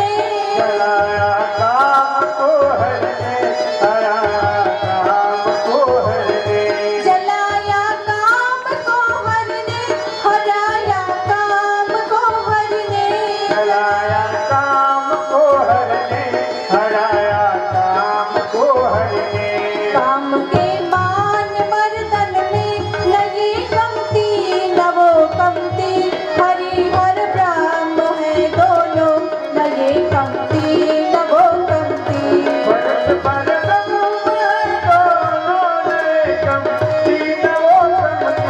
जगत के मालिक है दोनों न ये कमती न वो कमती, हरिहर ब्रह्म है दोनों न ये कमती न वो कमती। जगत के मालिक है दोनों न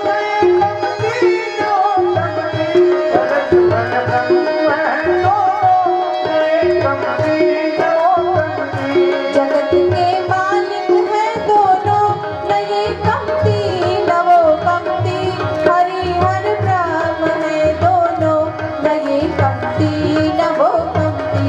जगत के मालिक है दोनों न ये कमती न वो कमती, हरिहर ब्रह्म है दोनों न ये कमती न वो कमती। हरिहर ब्रह्म है दोनों न ये कमती न वो कमती, हरिहर ब्रह्म है दोनों न ये कमती न वो कमती। बोले शंकर भगवान की।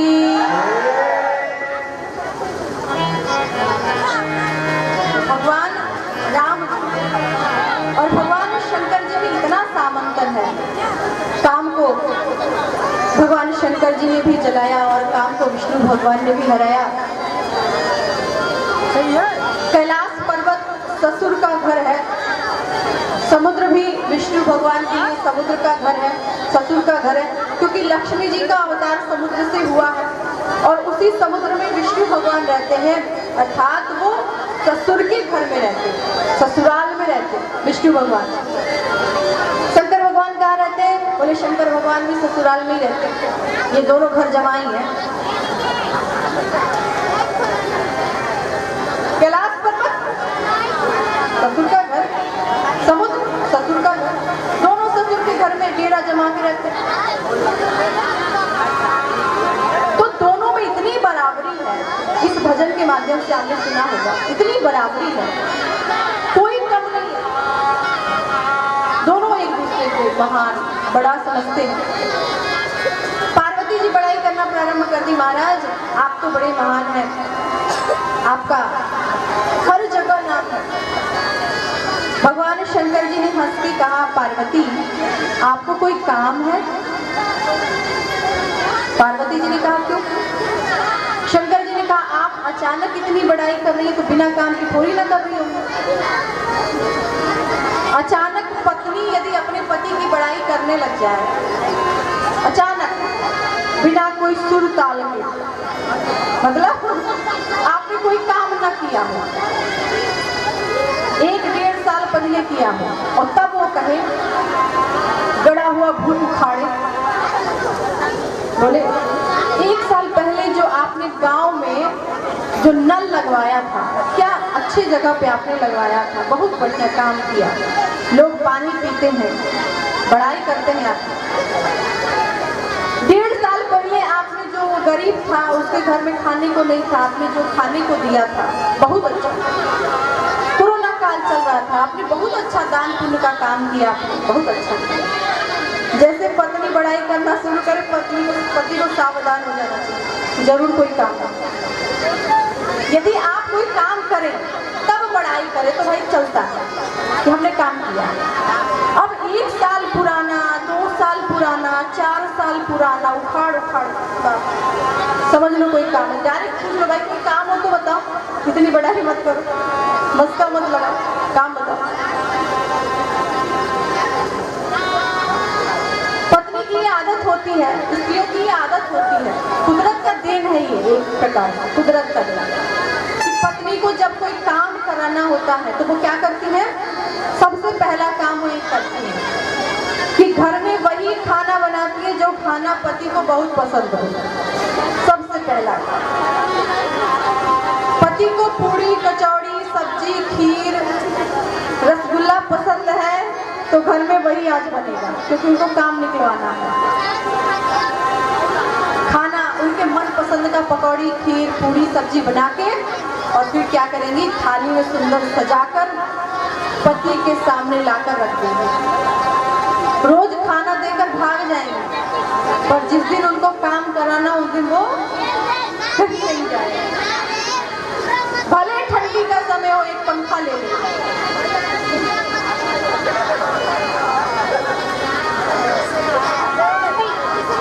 और उसके बाद पंखा करते करते पति देव बड़े प्यार से खा रहे हैं खाना, धीरे से पूछे देखिए ना ये खीर बनाए हैं ना, केसर भी डाले इसमें और इलायची दाना भी है, इसको खाकर देखिए ना कैसा लग रहा है। चीनी उनी सब ठीक पड़ा है। पति देव खा रहे हैं और बहुत बहुत बहुत स्वादिष्ट, अमृत है अमृत। उसके बाद पत्नी कहेगी अच्छा ये पकौड़ी खा के देखिए ना, इसमें नमक तो ज़्यादा नहीं है। वो पकौड़ी बड़े प्यार से। उसके बाद क्या करेगी,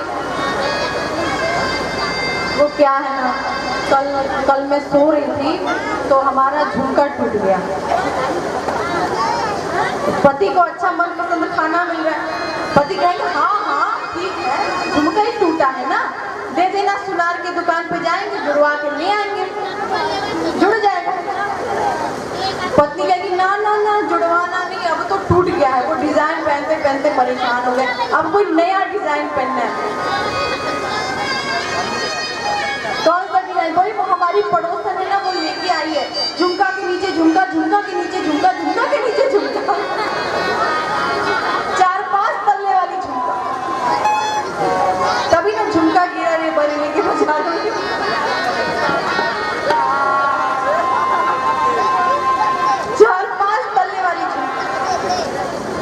पति को मनपसंद खाना मिल रहा है, वो हाँ हाँ तो कर देंगे। कल किसने देखा है, रात गई बात गई। तो पत्नी को कोई काम निकलवाना हो वही करता है। अचानक पत्नी बड़ाई करने लग जाए, पति को समझ जाना चाहिए इसको कोई काम नहीं। और इसके विपरीत भी है, यदि पति अचानक बड़ाई करने लग जाए अपनी पत्नी की, तो पत्नी को भी समझना चाहिए कि पति को कोई काम है। दोनों तरफ से भाई, पति भी कई बार करते हैं। जब शादी में तुमने जो साड़ी पहना था लाल कलर, परी फेलती और यदि नहा दो कि सुबह आ जाए पति के देख ले कोई काम हो, आज गजब की सुंदर लग रही हो भाई। पहली बार देखा, इसके पहले भी देखा था। कैसे बोले कि आज कोई काम है तुमसे, कैसे बोले? तो पटाने के लिए कहते हैं बड़ी सुंदर लग रही हो, ये साड़ी बड़ी सुंदर लग रही है, भले वो रोज पहनती हो साड़ी।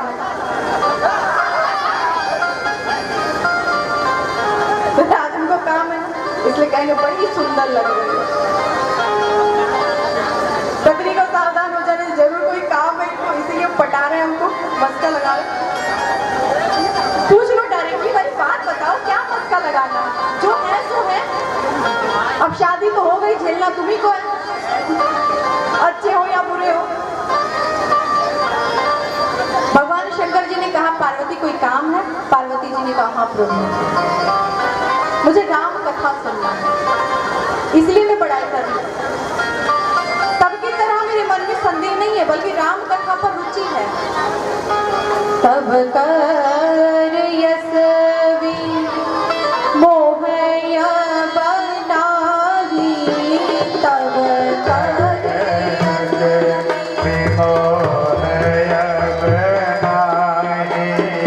राम कथा पर रुचि मन माही, राम कथा पर रुचि मन माही।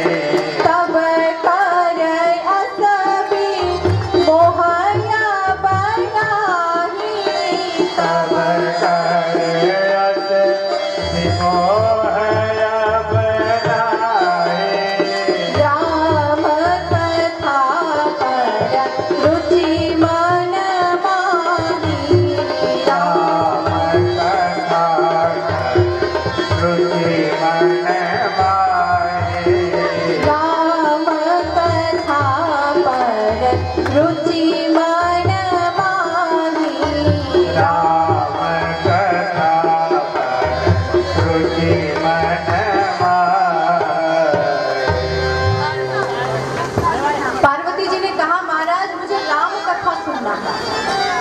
तब के प्रति मेरे मन में संदेह नहीं है, बल्कि राम कथा पर रुचि है। मैं कथा सुनना चाहती हूँ।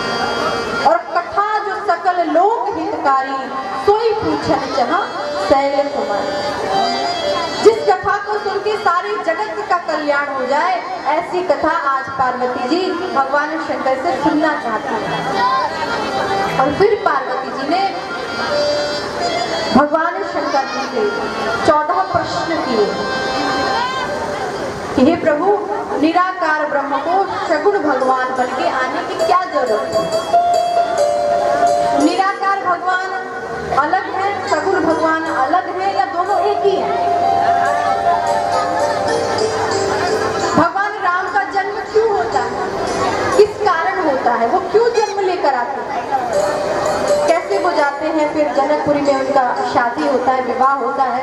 फिर ऐसा कौन सा काम कर दिया कि उनके पिताजी ने 14 वर्ष के लिए वन भेज दिया? वन में जाकर उन्होंने राक्षसों को कैसे मारा? हे प्रभु, ये सारी कथा आप मुझे सुना दीजिए। भगवान शंकर प्रसन्न हो गए कि हे पार्वती, आपने सारे जगत के कल्याण की कथा सुनी है, सारे लोगों का हित है इस प्रश्न में। पार्वती जी ने कहा, महाराज आप बिल्कुल निश्चिंत रहें, सबकी तरह मेरे मन में संदेह नहीं, बल्कि राम कथा पर रुचि है। पूरे रामचरितमानस में 2 व्यक्ति ऐसे हैं जिनके जीवन में संदेह आया है। कौन कौन है? वो भी राम के प्रति संदेह कि राम कौन है। एक है सती जी, भगवान शंकर जी की पत्नी सती जी, और दूसरे हैं सुग्रीव जी, बाली के कौन थे? बाली के भाई, बड़े के छोटे? बड़े?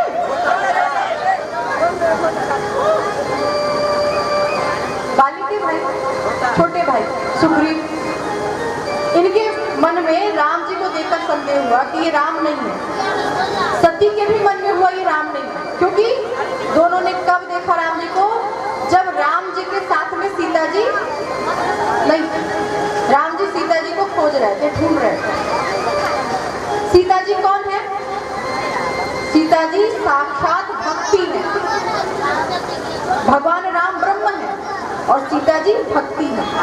भक्ति के बिना यदि हम भगवान को देखते हैं, तो देखते तो हैं हम, पर देखने के बाद हमारे मन में संदेह हो जाता है। इसलिए भगवान को देखना है तो एक सबसे बड़ी शर्त है कि आपके पास भक्ति की आँख ही होनी चाहिए। आपकी जो आँख है ये भक्ति की आँख होनी चाहिए। यदि भक्त की आँख आपके पास नहीं है तो आप भगवान को देखते हुए भी आप भगवान को नहीं जान पाएंगे। हम क्या करेंगे? यदि हमारे पास भक्ति की आंखें न हो ना, तो हम भगवान के सामने खड़े होते हैं और कहते हैं क्या, कितनी सुंदर मूर्ति बनी है, कितनी सुंदर मूर्ति, जबकि भगवान साक्षात खड़े, पर आंख नहीं है देखने की, तो हम कहते हैं मूर्ति बड़ी सुंदर है। और यदि आंख हो हमारे पास तो एक भगवान का फोटो लगा होना, तब भी व्यक्ति चंदन कर देता है, टीका कर देता है, अगरबत्ती दिखा देता है। ये भगवान है, सब आंखों का तो है। इसलिए हमारे जीवन में भगवान को देखने के लिए भक्त की आंखें बहुत जरूरी है। जैसे मीरा जी की आंखें थी, सूरदास जी की आंखें थी, जैसे प्रहलाद जी की आंख थी, जो पत्थर में भी भगवान को देख लिया, इसमें भगवान है। जैसे ध्रुव जी की आंखें थी, वैसे हमें भी हमारे जीवन में भक्ति की आंखें होनी बहुत जरूरी है। और जब भक्त की आंखें होती है ना, तो साक्षात भगवान हमारे सामने होते हैं। और फिर भक्त कहता है, भगवान आप इतने सुंदर लग रहे हैं, थोड़ा आप तुम श्रृंगार किया करें। मेरे बाके बिहारी लाल, मेरे बाके बिहारी लाल, तू इतना ना करियो श्रृंगार, नजर तो ही लग जाएगी प्यारे, नजर तो ही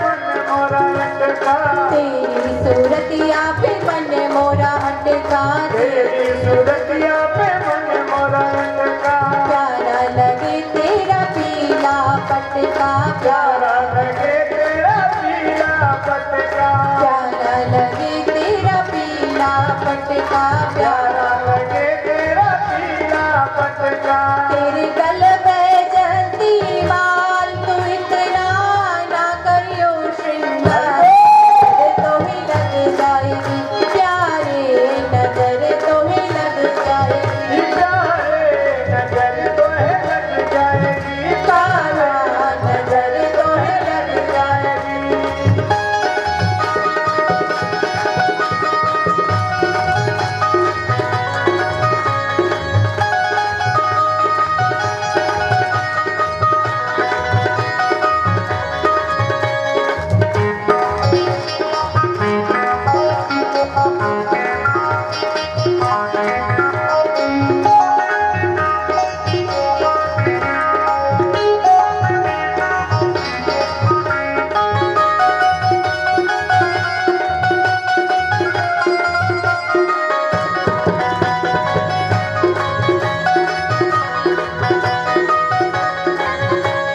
तेरी मुरलिया पे मन मोरा अटका, तेरी मुरलिया पे मन मोरा अटका, तेरी मुरलिया पे मन मोरा अटका, तेरी मुरलिया पे मन मोरा, प्यारा लगे तेरा नीला पटका, प्यारा लगे तेरा नीला पटका, प्यारा लगे तेरा नीला पटका, प्यारा लगे तेरा नीला पटका, तेरे घूंघर वाले बाल तो इतना ना करियो श्रृंगार, नजर तो ही लग जाएगी प्यारे नजर, तो ही लग जाएगी ओ सावरे नजर तो है लग जाएगी, सावरे नजर तो है लग जाएगी, प्यारे नजर, तो ही लग जाएगी प्यारे नजर तो है लग जाएगी, प्यारे नजर तो है लग जाएगी, प्यारे नजर तो है लग जाएगी, सावरे नजर तो है लग जाएगी। बोलिए भक्तवत्सल भगवान की। तो हमारे जीवन में भगवान को यदि देखना हो तो भक्ति की आंखें बहुत ज्यादा जरूरी है, भक्ति बहुत जरूरी है। सती जी कहती हैं,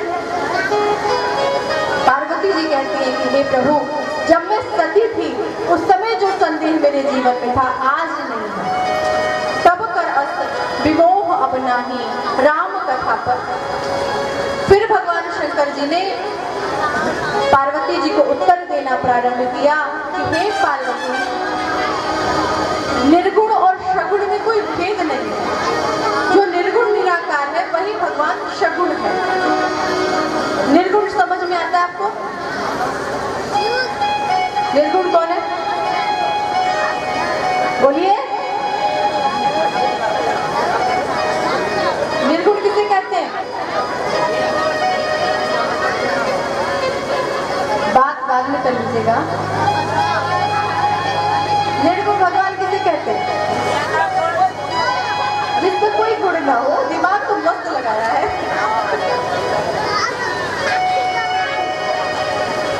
जिसका कोई गुण ही ना हो, जिसका कोई आकार ही ना हो, वो निराकार हो, उसको ना देख सकते हैं, ना छू सकते हैं, ना महसूस कर सकते हैं। जिस तक मेरी आंखें पहुंच ना पाए वही तो निराकार भगवान, निर्गुण भगवान।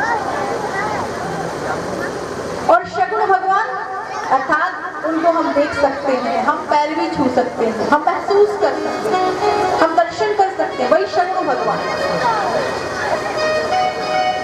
भगवान शंकर कहते हैं, भगत प्रेम बस सगुन सोई, जो निर्गुण निराकार है वही अपने भक्तों के वश में भस्मीभूत होकर वो सगुण हो जाते हैं। तो निर्गुण और सगुण में कोई भेद नहीं। जैसे पानी और बर्फ में कोई भेद नहीं है, कि भेद है?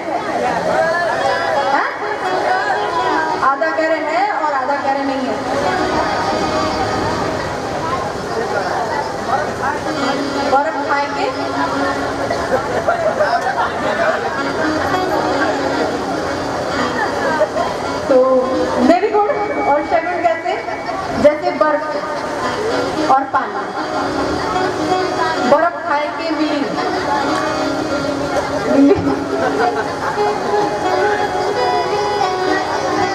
बर्फ और पानी, यदि बर्फ को आप रख दो तो पानी हो जाएगा।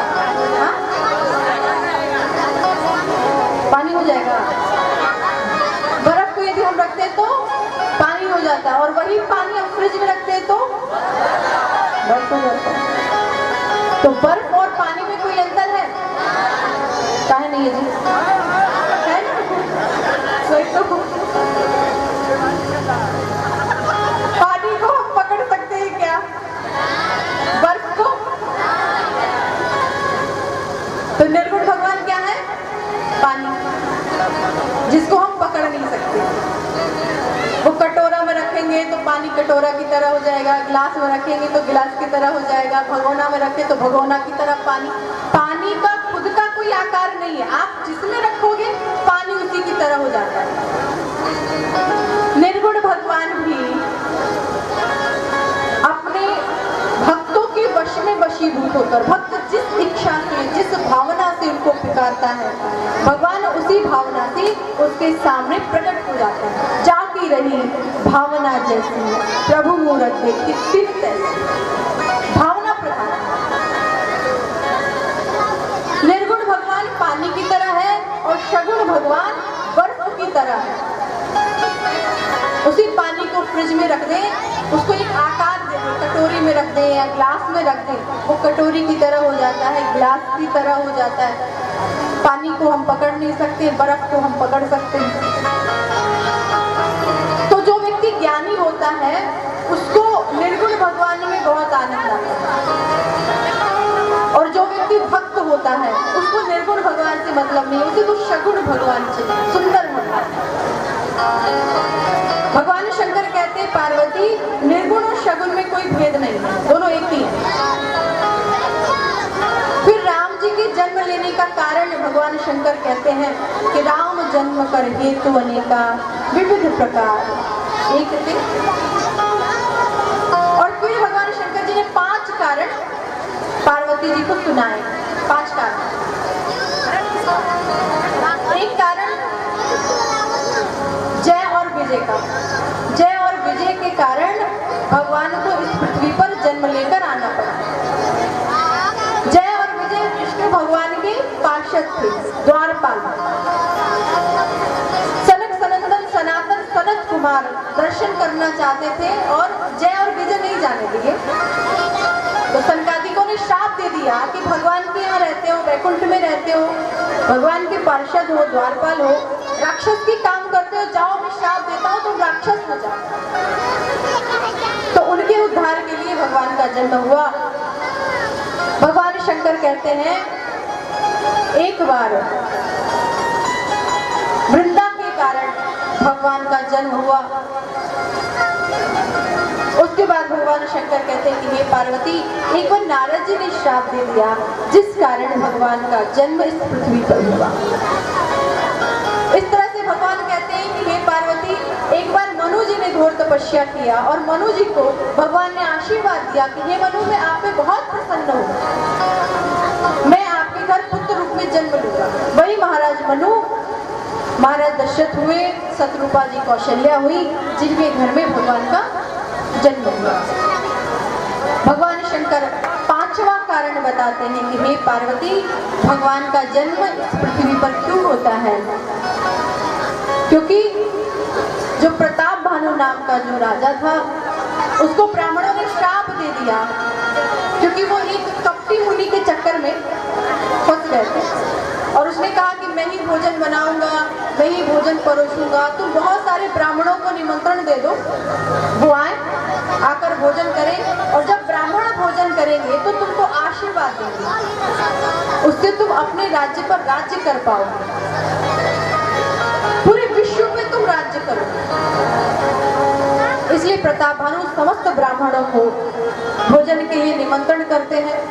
काल केतु राक्षस रहता है जो गलत भोजन बना देता है, ब्राह्मण को परोस भी देता है, खाने के लिए आगे दे भी देता है, और वही कुछ जाकर आतिशबाजी भी कर देता है कि इस खाना को मत खाओ, अशुद्ध भोजन है। ब्राह्मणों को क्रोध आया, ब्राह्मणों को भोजन के लिए बुलाते हो, अशुद्ध भोजन खिलाते हो, मेरा धर्म भ्रष्ट करना चाहते हो, जाओ बलि प्रताप भानु आगे चल के रावण के रूप में जन्म लिया। उनके एक भाई थे जिनका नाम अरिमर्दन था, वो कुंभकर्ण हुए। एक मंत्री थे जिनका नाम धर्मरुचि था, वो विभीषण हुए।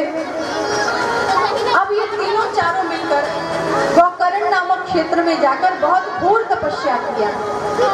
रावण, कुंभकर्ण, विभीषण तपस्या किया। ब्रह्मा जी प्रसन्न हुए तो ब्रह्मा जी ने कहा वरदान मांगो, क्या वरदान चाहिए तुमको? रावण ने कहा हमको यही वरदान दो कि मैं किसी से न मरूं।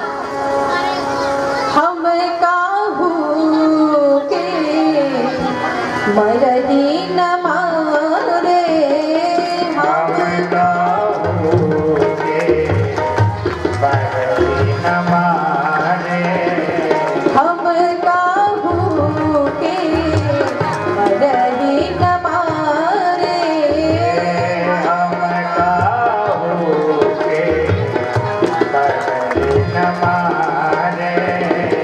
वानर मनुष्य जाति दुई बारे, वानर मनुष्य जाति दुई बारे, हम काहू के मरही न मारे, हम काहू के मरही न मारे।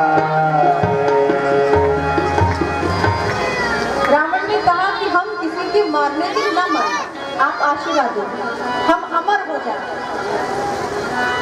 आप ग्रंथ उठाकर देख लो, जितने भी राक्षस हैं एक वरदान जरूर मांगते हैं। कौन सा वरदान? हाँ, हम मरवे न करें, अमर हो जाए। सबसे पहला वरदान यही रहेगा उनका, हम अमर हो जाए, हम न मरें। तो ब्रह्मा जी ने कहा बेटा हम खुद अमर नहीं, हम तुमको क्या अमर करें? जब हम खुद अमर नहीं हैं तो हम तुमको क्या अमर करेंगे भाई? ये मृत्यु लोक है, यहाँ पे जो आया है उसको जाना है। हाँ, एक है सुविधा, तुम अपने मन से खुद मरण चुन लो कि तुम किससे मरना पसंद करोगे, ये है रास्ता। अब रावण सोचने लग गया कि मैं क्या मांगू। तो रावण ने कहा वानर मनुष्य जात दुई, हमको कौन मारे? एक तो बंदर और दूसरा मनुष्य। क्यों बंदर मनुष्य क्यों? क्योंकि रावण बहुत चतुर है। रावण जानता है कि हम हैं राक्षस, और राक्षस क्या खाते हैं? राक्षस क्या खाते हैं? मनुष्य को खाएंगे, बंदरों को खाएंगे, मदिरा पिएंगे, मस्त सो जाएंगे, फिर कोई मिला उसको खाएंगे। रावण ने कहा हमें वही मारे जो मनुष्य हो या बंदर हो, क्योंकि वो जानता है बंदरों को हम खा जाते हैं, मनुष्य को हम खा जाते हैं, तो जो चीज हम खाते हैं वो हमको थोड़ी ना मारेगा। जैसे दाल चावल रोटी सब्जी हम लोग खाते हैं, तो दाल चावल हमें मारता है? नहीं मारता ना, मारता है। हम लोग राक्षसों को क्या है? दाल चावल रोटी सब्जी। हम लोग राक्षसों के लिए क्या है? वही कह रहे हैं, ये जिनको तो हम खाते ही, हमको मार थोड़ी ना पाएंगे। तो रावण ने कहा हाँ हाँ ठीक है, आप दो वरदान दे दीजिए, हमको या तो बंदर मारे या तो हमें मनुष्य मारे, तीसरा कोई ना मारे। ब्रह्मा जी तथास्तु करके इसके बाद ब्रह्मा जी कुंभकर्ण को देखे, इतना भयंकर। और कुंभकर्ण ने सोच रखा था कि ब्रह्मा जी आएंगे तो ब्रह्मा जी से हम इंद्रासन मांग लेंगे। इंद्रासन, देवराज इंद्र का सिंहासन। ब्रह्मा जी ने देखा इतना भयंकर, मोटा तगड़ा, यदि ये इंद्रासन ले लेगा तो पूरे सृष्टि को खा जाएगा, पूरी सृष्टि में कोई कुछ बचेगा नहीं, सब खा जाएगा, इतना भयंकर है। तो ब्रह्मा जी ने सरस्वती को प्रेरणा दी। सरस्वती जी जाकर कुंभकर्ण के जिह्वा पर बैठी। कुंभकर्ण को मांगना था इंद्रासन, कुंभकर्ण ने मांग लिया निंद्रासन। इंद्रासन मांगना था, इंद्र भगवान का इंद्रासन मांगे। जिह्वा पे सरस्वती बैठने के कारण उसने कहा ब्रह्मा जी हमको निंद्रासन दे दीजिए। ब्रह्मा जी ने कहा तथास्तु। तुम हर समय सोते रहोगे। कुंभकर्ण ने कहा नहीं, मैंने तो ये मांगा ही नहीं था, हमने तो दूसरा मांगना था, हम दूसरा मांगेंगे। ब्रह्मा जी ने कहा कुछ नहीं होगा, एक बार तथास्तु हो गया मतलब हो गया, अब दोबारा नहीं। कुंभकर्ण ने कहा जब हम सोते ही रहेंगे तो हमारी शादी ब्याह कैसे होगी, हमारे बाल बच्चे कैसे होंगे, महाराज आपने तो पूरा जीवन नर्क बना दिया, कैसे हम जीवन यापन करेंगे, हर समय सोते रहेंगे, कैसे होगा।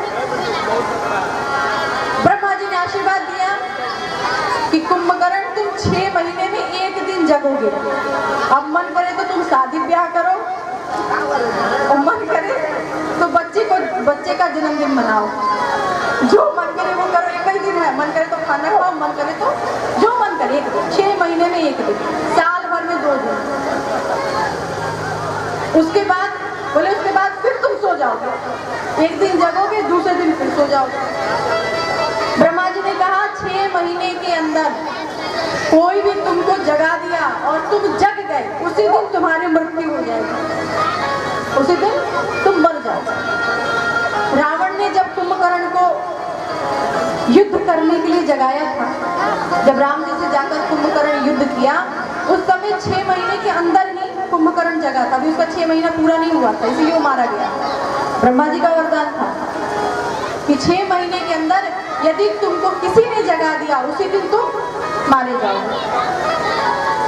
अब विभीषण के पास गए तो विभीषण ने वरदान मांगा कि हे प्रभु, मुझे देना हो तो राम जी की भक्ति मुझे दीजिए। तीनों को वरदान मिला। अब जाके रावण ने जो अत्याचार किया है, माँ नहीं मातु पिता नहीं देवा, माँ नहीं मातु पिता नहीं देवा, साधु सन करवा वही सेवा, साधु सन करवा वही सेवा, जिनकी यह चरण भवानी, जिनके चरण भवानी, तेजा नहीं निश्चर सब प्राणी, तेजा नहीं निश्चर सब प्राणी, माँ नहीं मातु पिता नहीं देवा, माँ नहीं मातु पिता नहीं देवा, माँ नहीं मातु पिता नहीं देवा। माँ नहीं मातु पिता नहीं देवा। अब की बार रावण ने जो अत्याचार किया, किसी को यज्ञ नहीं, किसी को होम नहीं, किसी का पूजा पाठ नहीं, जहाँ देखता है ब्राह्मणों को, जहाँ भी भक्तों को देखता है उठा के राक्षसों को दे देता है खाने के लिए, कहीं भी पूजा पाठ होना बंद हो, जहाँ भी यज्ञ होता है उसको विघ्न कर देता है, इतना अत्याचार किया है। माँ नहीं मातु पिता नहीं देवा, साधु सन करवा वही सेवा। भगवान शंकर कहते हैं ये लक्षण जिसके अंदर होता है वही व्यक्ति राक्षस होता है। सारी पृथ्वी अकुला गई और पृथ्वी जगन्न माता है, गौ का वेश धारण करके पृथ्वी समस्त देवताओं के पास जाती है, महाराज हमारी रक्षा करिए।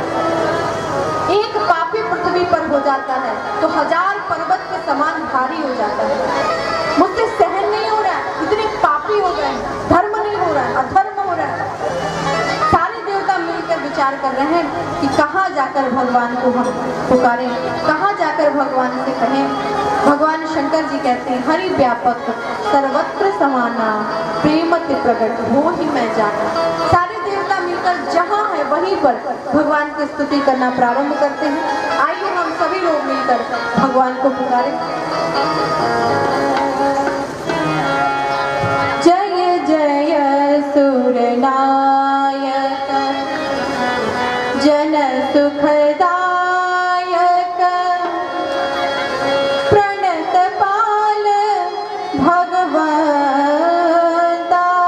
जय जय सुरनायक, जन सुखदायक, प्रणत पाल भगवंता।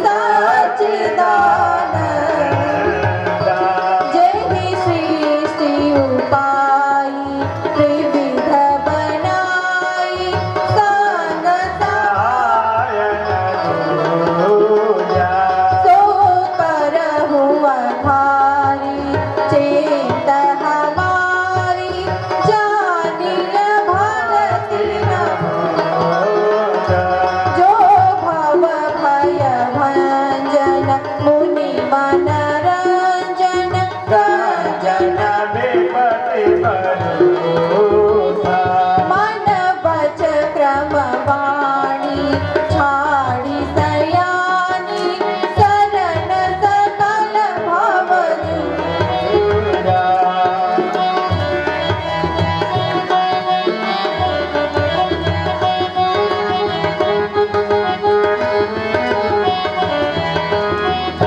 शारद सुचि शेषा ऋषि शेषा जागो को नहीं जेहि दीन पियारे वेद पुकारे रमहु सुश्री भगवान भववारिधि लोचन मंदर सब विधि सुंदर गुण मंदिर सुख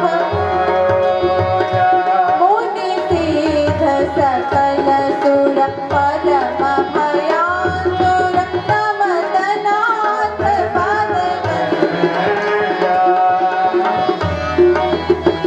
जानि सभय सुर भूमि सुनी वचन समेत सनेह गगन गिरा गंभीर भई हरणि शोक बोले भक्तवत्सल भगवान की श्री रामलला सरकार की श्री विष्णु भगवान की तक्षण विष्णु भगवान चतुर्थ रूप में प्रकट होते हैं और विष्णु भगवान समस्त देवताओं को आकाशवाणी के द्वारा आश्वस्त करते हैं कि हे देवता आप बिल्कुल चिंता मत करिए, मैं आपकी ही रक्षा के लिए दशरथ जी के यहाँ जन्म लेकर आऊंगा। जन डर पे हूँ मुनि सिद्ध सुरेशा जन डर तो महिला की धरि हूँ नरवेशा अनशन सहित मनुज अवतारा देहु दिन कर वंश उदारा कश्यप अदिति महातप कीना तिनका हमें पूरब वर दीना जनि डर पे हूँ मुनि सिद्ध सुरेशा जनि डर पे हूँ मुनि सिद्ध सुरेशा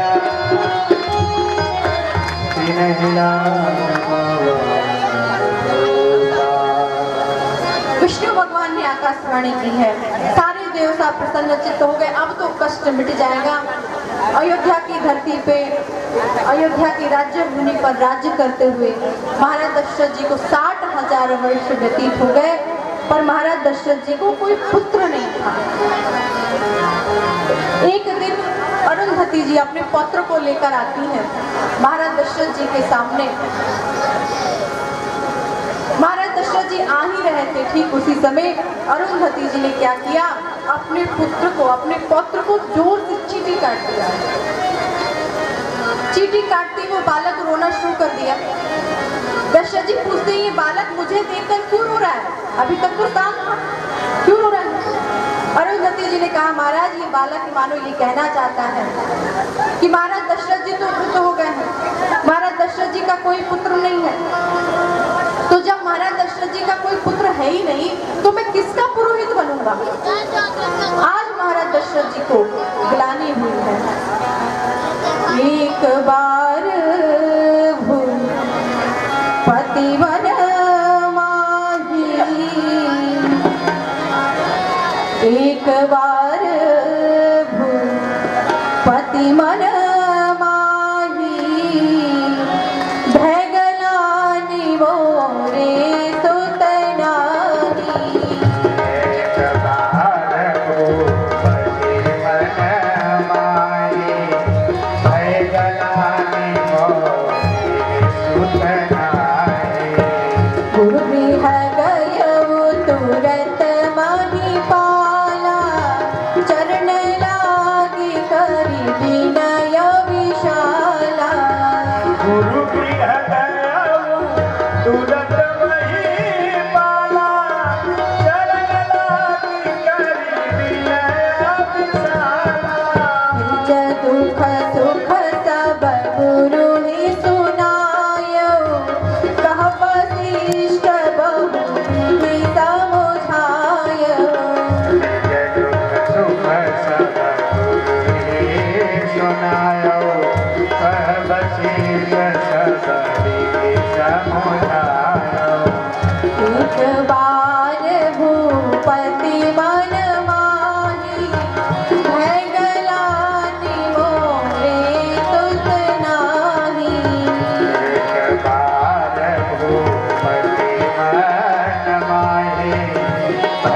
रानी मोर है। आज महाराज दशरथ जी को बुलाने हुई है। सच में मेरा कोई पुत्र नहीं है। और महाराज दशरथ जी तुरंत गुरु वशिष्ठ जी के पास जाते हैं। गुरु वशिष्ठ जी ने एक यज्ञ कराया है जिसका नाम है पुत्रेष्टि यज्ञ। उस यज्ञ में श्रृंगी ऋषि को बुलाया। गुरु वशिष्ठ जी स्वयं हैं और जैसे ही गुरु वशिष्ठ जी अपनी भक्ति सहित हवन किया है, ठीक उसी समय अग्नि देवता हाथ में चरु लेकर पायस लेकर प्रकट होते हैं। बोली अग्नि देवता की, बोली अग्नि भगवान की। भक्ति सहित मुनि आहुति दीनी, भक्ति सहित मुनि आहुति दीनी, प्रगटे अग्नि चरु करनी। भक्ति सहित मुनि आहुति दीनी, प्रगटे अग्नि चरु करनी। श्रृंगी ऋषि भी वशिष्ठ बुलावा, पुत्र काम शुभ यज्ञ करावा।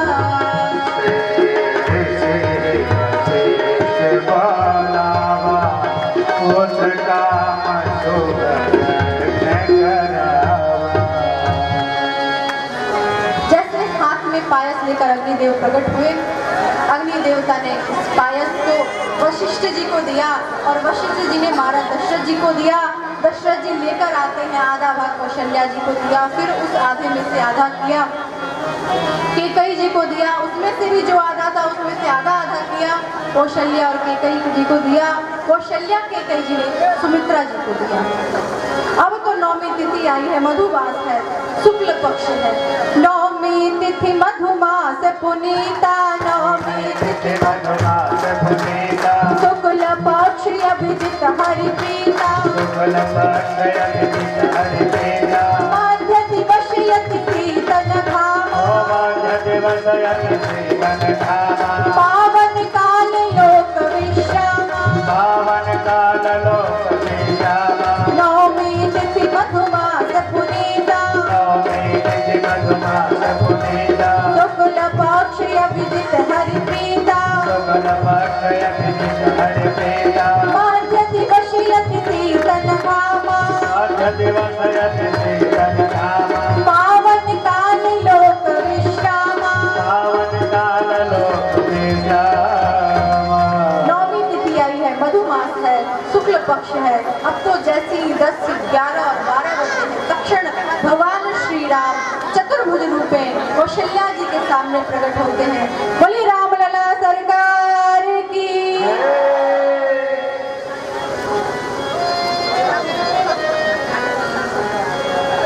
ऐसे भगवान राम अयोध्या में नहीं प्रकट हुए थे। आप लोग जोर से बोलेंगे, बोली रामलला सरकार की। कौशल्या जी स्तुति करना प्रारंभ करती है। आइए हम सभी लोग ताली सेवा करते हुए मधुर मधुर, बोलना ना पड़े आप सभी, क्योंकि भगवान राम का जन्म हुआ है, नवरात्र का समय है और आपके समक्ष भगवान राम बाल रूप में आ भी रहे हैं। भय प्रकट कृपाला दीन दयाला कौशल्या हितकारी, महतारे मुनि मजहारे अनुरूप अधिकार, लोचन अभिरामा गण श्याम विजयारत भुजचारि, भूषण वनमाला नयन निशाला शोभा सेतुकरा, कह जोई कर गौरी अर्चित को तेहि विधि करहु वनरता, माया गुण गानातीत माया वेद पुराण बदर, करुणा सुख सागर सब गुणयान, तेहि गावै मृत्यु नर, कोमल लागे जन अनुरागे भयो प्रकट देवर, ब्रह्मांड निकाया निरमित माया रोम रोम मम उर्गावासे आवासे सुनत नीरमत गिरधर, उपजा जब ज्ञाना प्रभु मुस्काना चरित बहुत विधि की कही कथा सुहाए मात बुझाए माता मुनि बोली सो मत डोली ब्रज उतारे जैसे सुने लायक सुनि बचन सुजाना रोदन माना होई बालक सुरभूपा राचर तज गावई हरि पद पावई तेज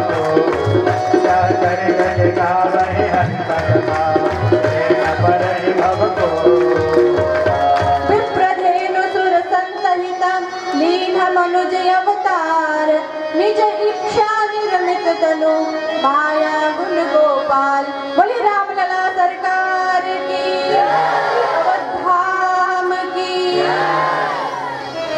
अवध में आनंद भयो ताली बजाते हुए आनंद होगा अवध में आनंद भयो जय रघुवर लाल की अवध में आनंद भयो अवध में आनंद भयो जय रघुवर लाल की अवध में जय रघुवर लाल की जय कौशल्या लाल की जय जय रघुवर लाल की जय कौशल्या लाल की अवध में आनंद भयो जय रघुवर लाल की अवध में आनंद भयो जय रघुवर लाल की अवध में आनंद भयो जय रघुवर लाल की अवध में आनंद भयो जय रघुवर लाल की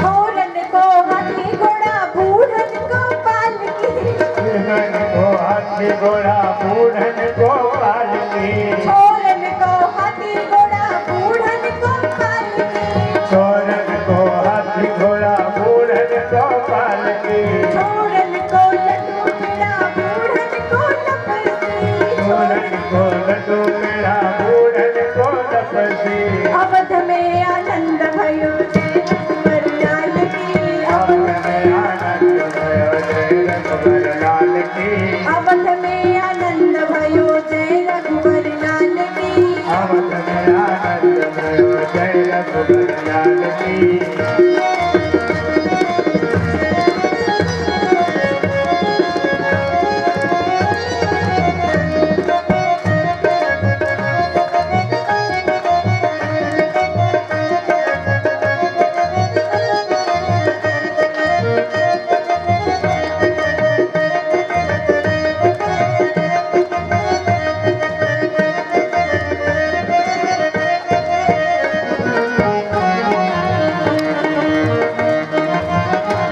अरे भगवान के जन्म भइल बा तो मुंह काहे ला बन बा सोहर कम से कम होखेला चाहिए ना नहीं खे आवा तो कह बाबा में कृष्ण जी हो हे ललना कहवा में जनने गणेश कतिनो मरवा सो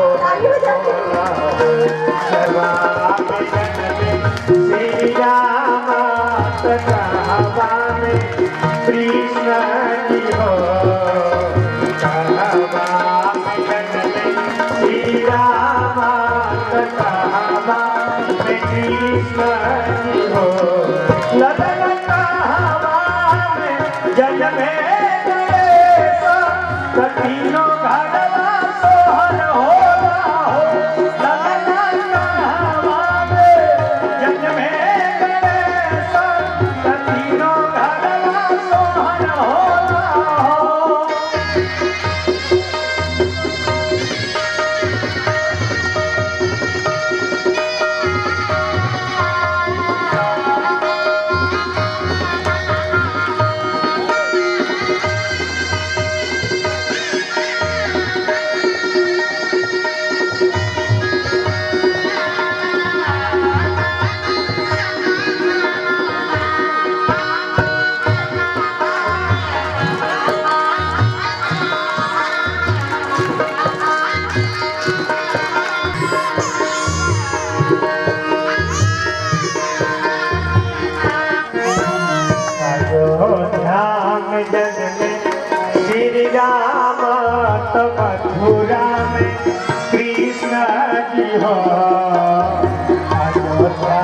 में जन्म श्री राम तब मथुरा में कृष्ण जी हो। हे ललना पर्वत पर जन्मे गणेशा त तीनों घरवा सोहर होला हो। ललना पर्वत पर जन्मे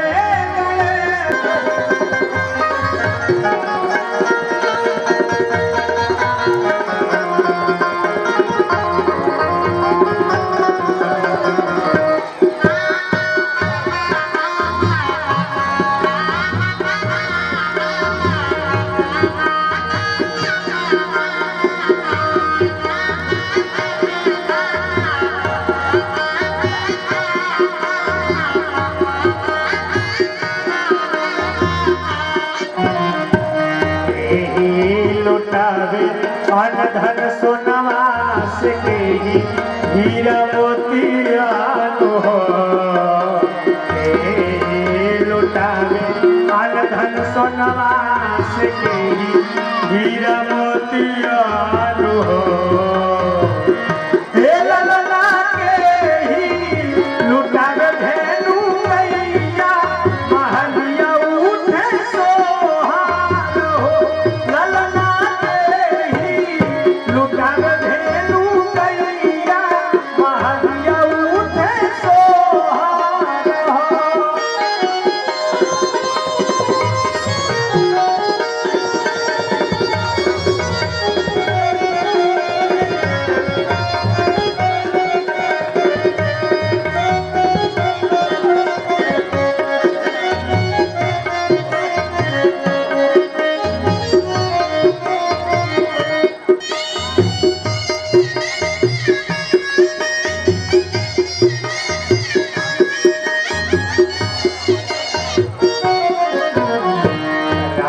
धन सोनवास हीरा मोतियान हो।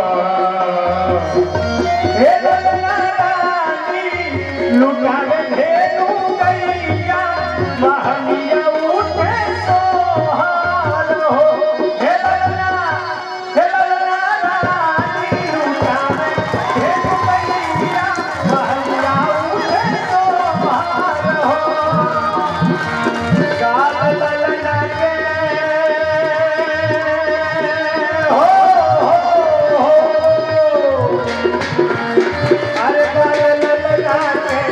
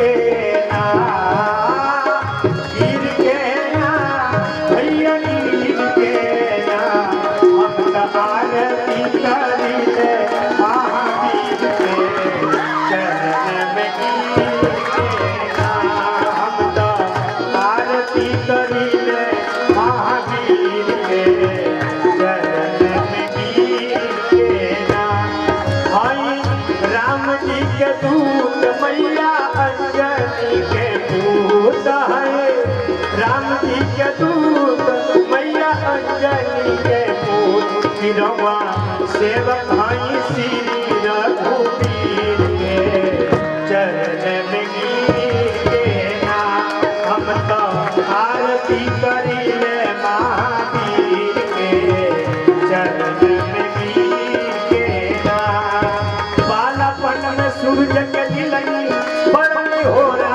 पर गिलनी बालापन में सूरज के दिलनी बड़ी होरा पर गिलनी रहुआ रुकले रहनी भारत जी के तीर के चरण में गिर के ना हम तो आरती करी ले महावीर के चरण में गिर के ना लाल बाप धनवा सिंदूर चढ़े जान जहनवा लाल बाप धनवा सिंदूर चढ़े जान जहनवा लंका जानी हरि रावण बलवीर के चरण में गिर के ना लंका जानी हरि रावण बलवीर के चरण में गिर के ना हम तो आरती करी ले महावीर के चरण में गिर के ना कर्पूर गौरम करुणावतारम संसार सारम पुण्यहारम नटाप संगम प्रियारविंदे भवं भवामि सहितं नमामि त्वमेव माता कपिला त्वमेव बन्धो सुखदस्ता त्वमेव विद्या द्रविणं त्वमेव सर्वं मम देव देव हम तो आरती करी ले महावीर के चरण में गिर के ना हम तो आरती करी ले महावीर के चरण में गिर के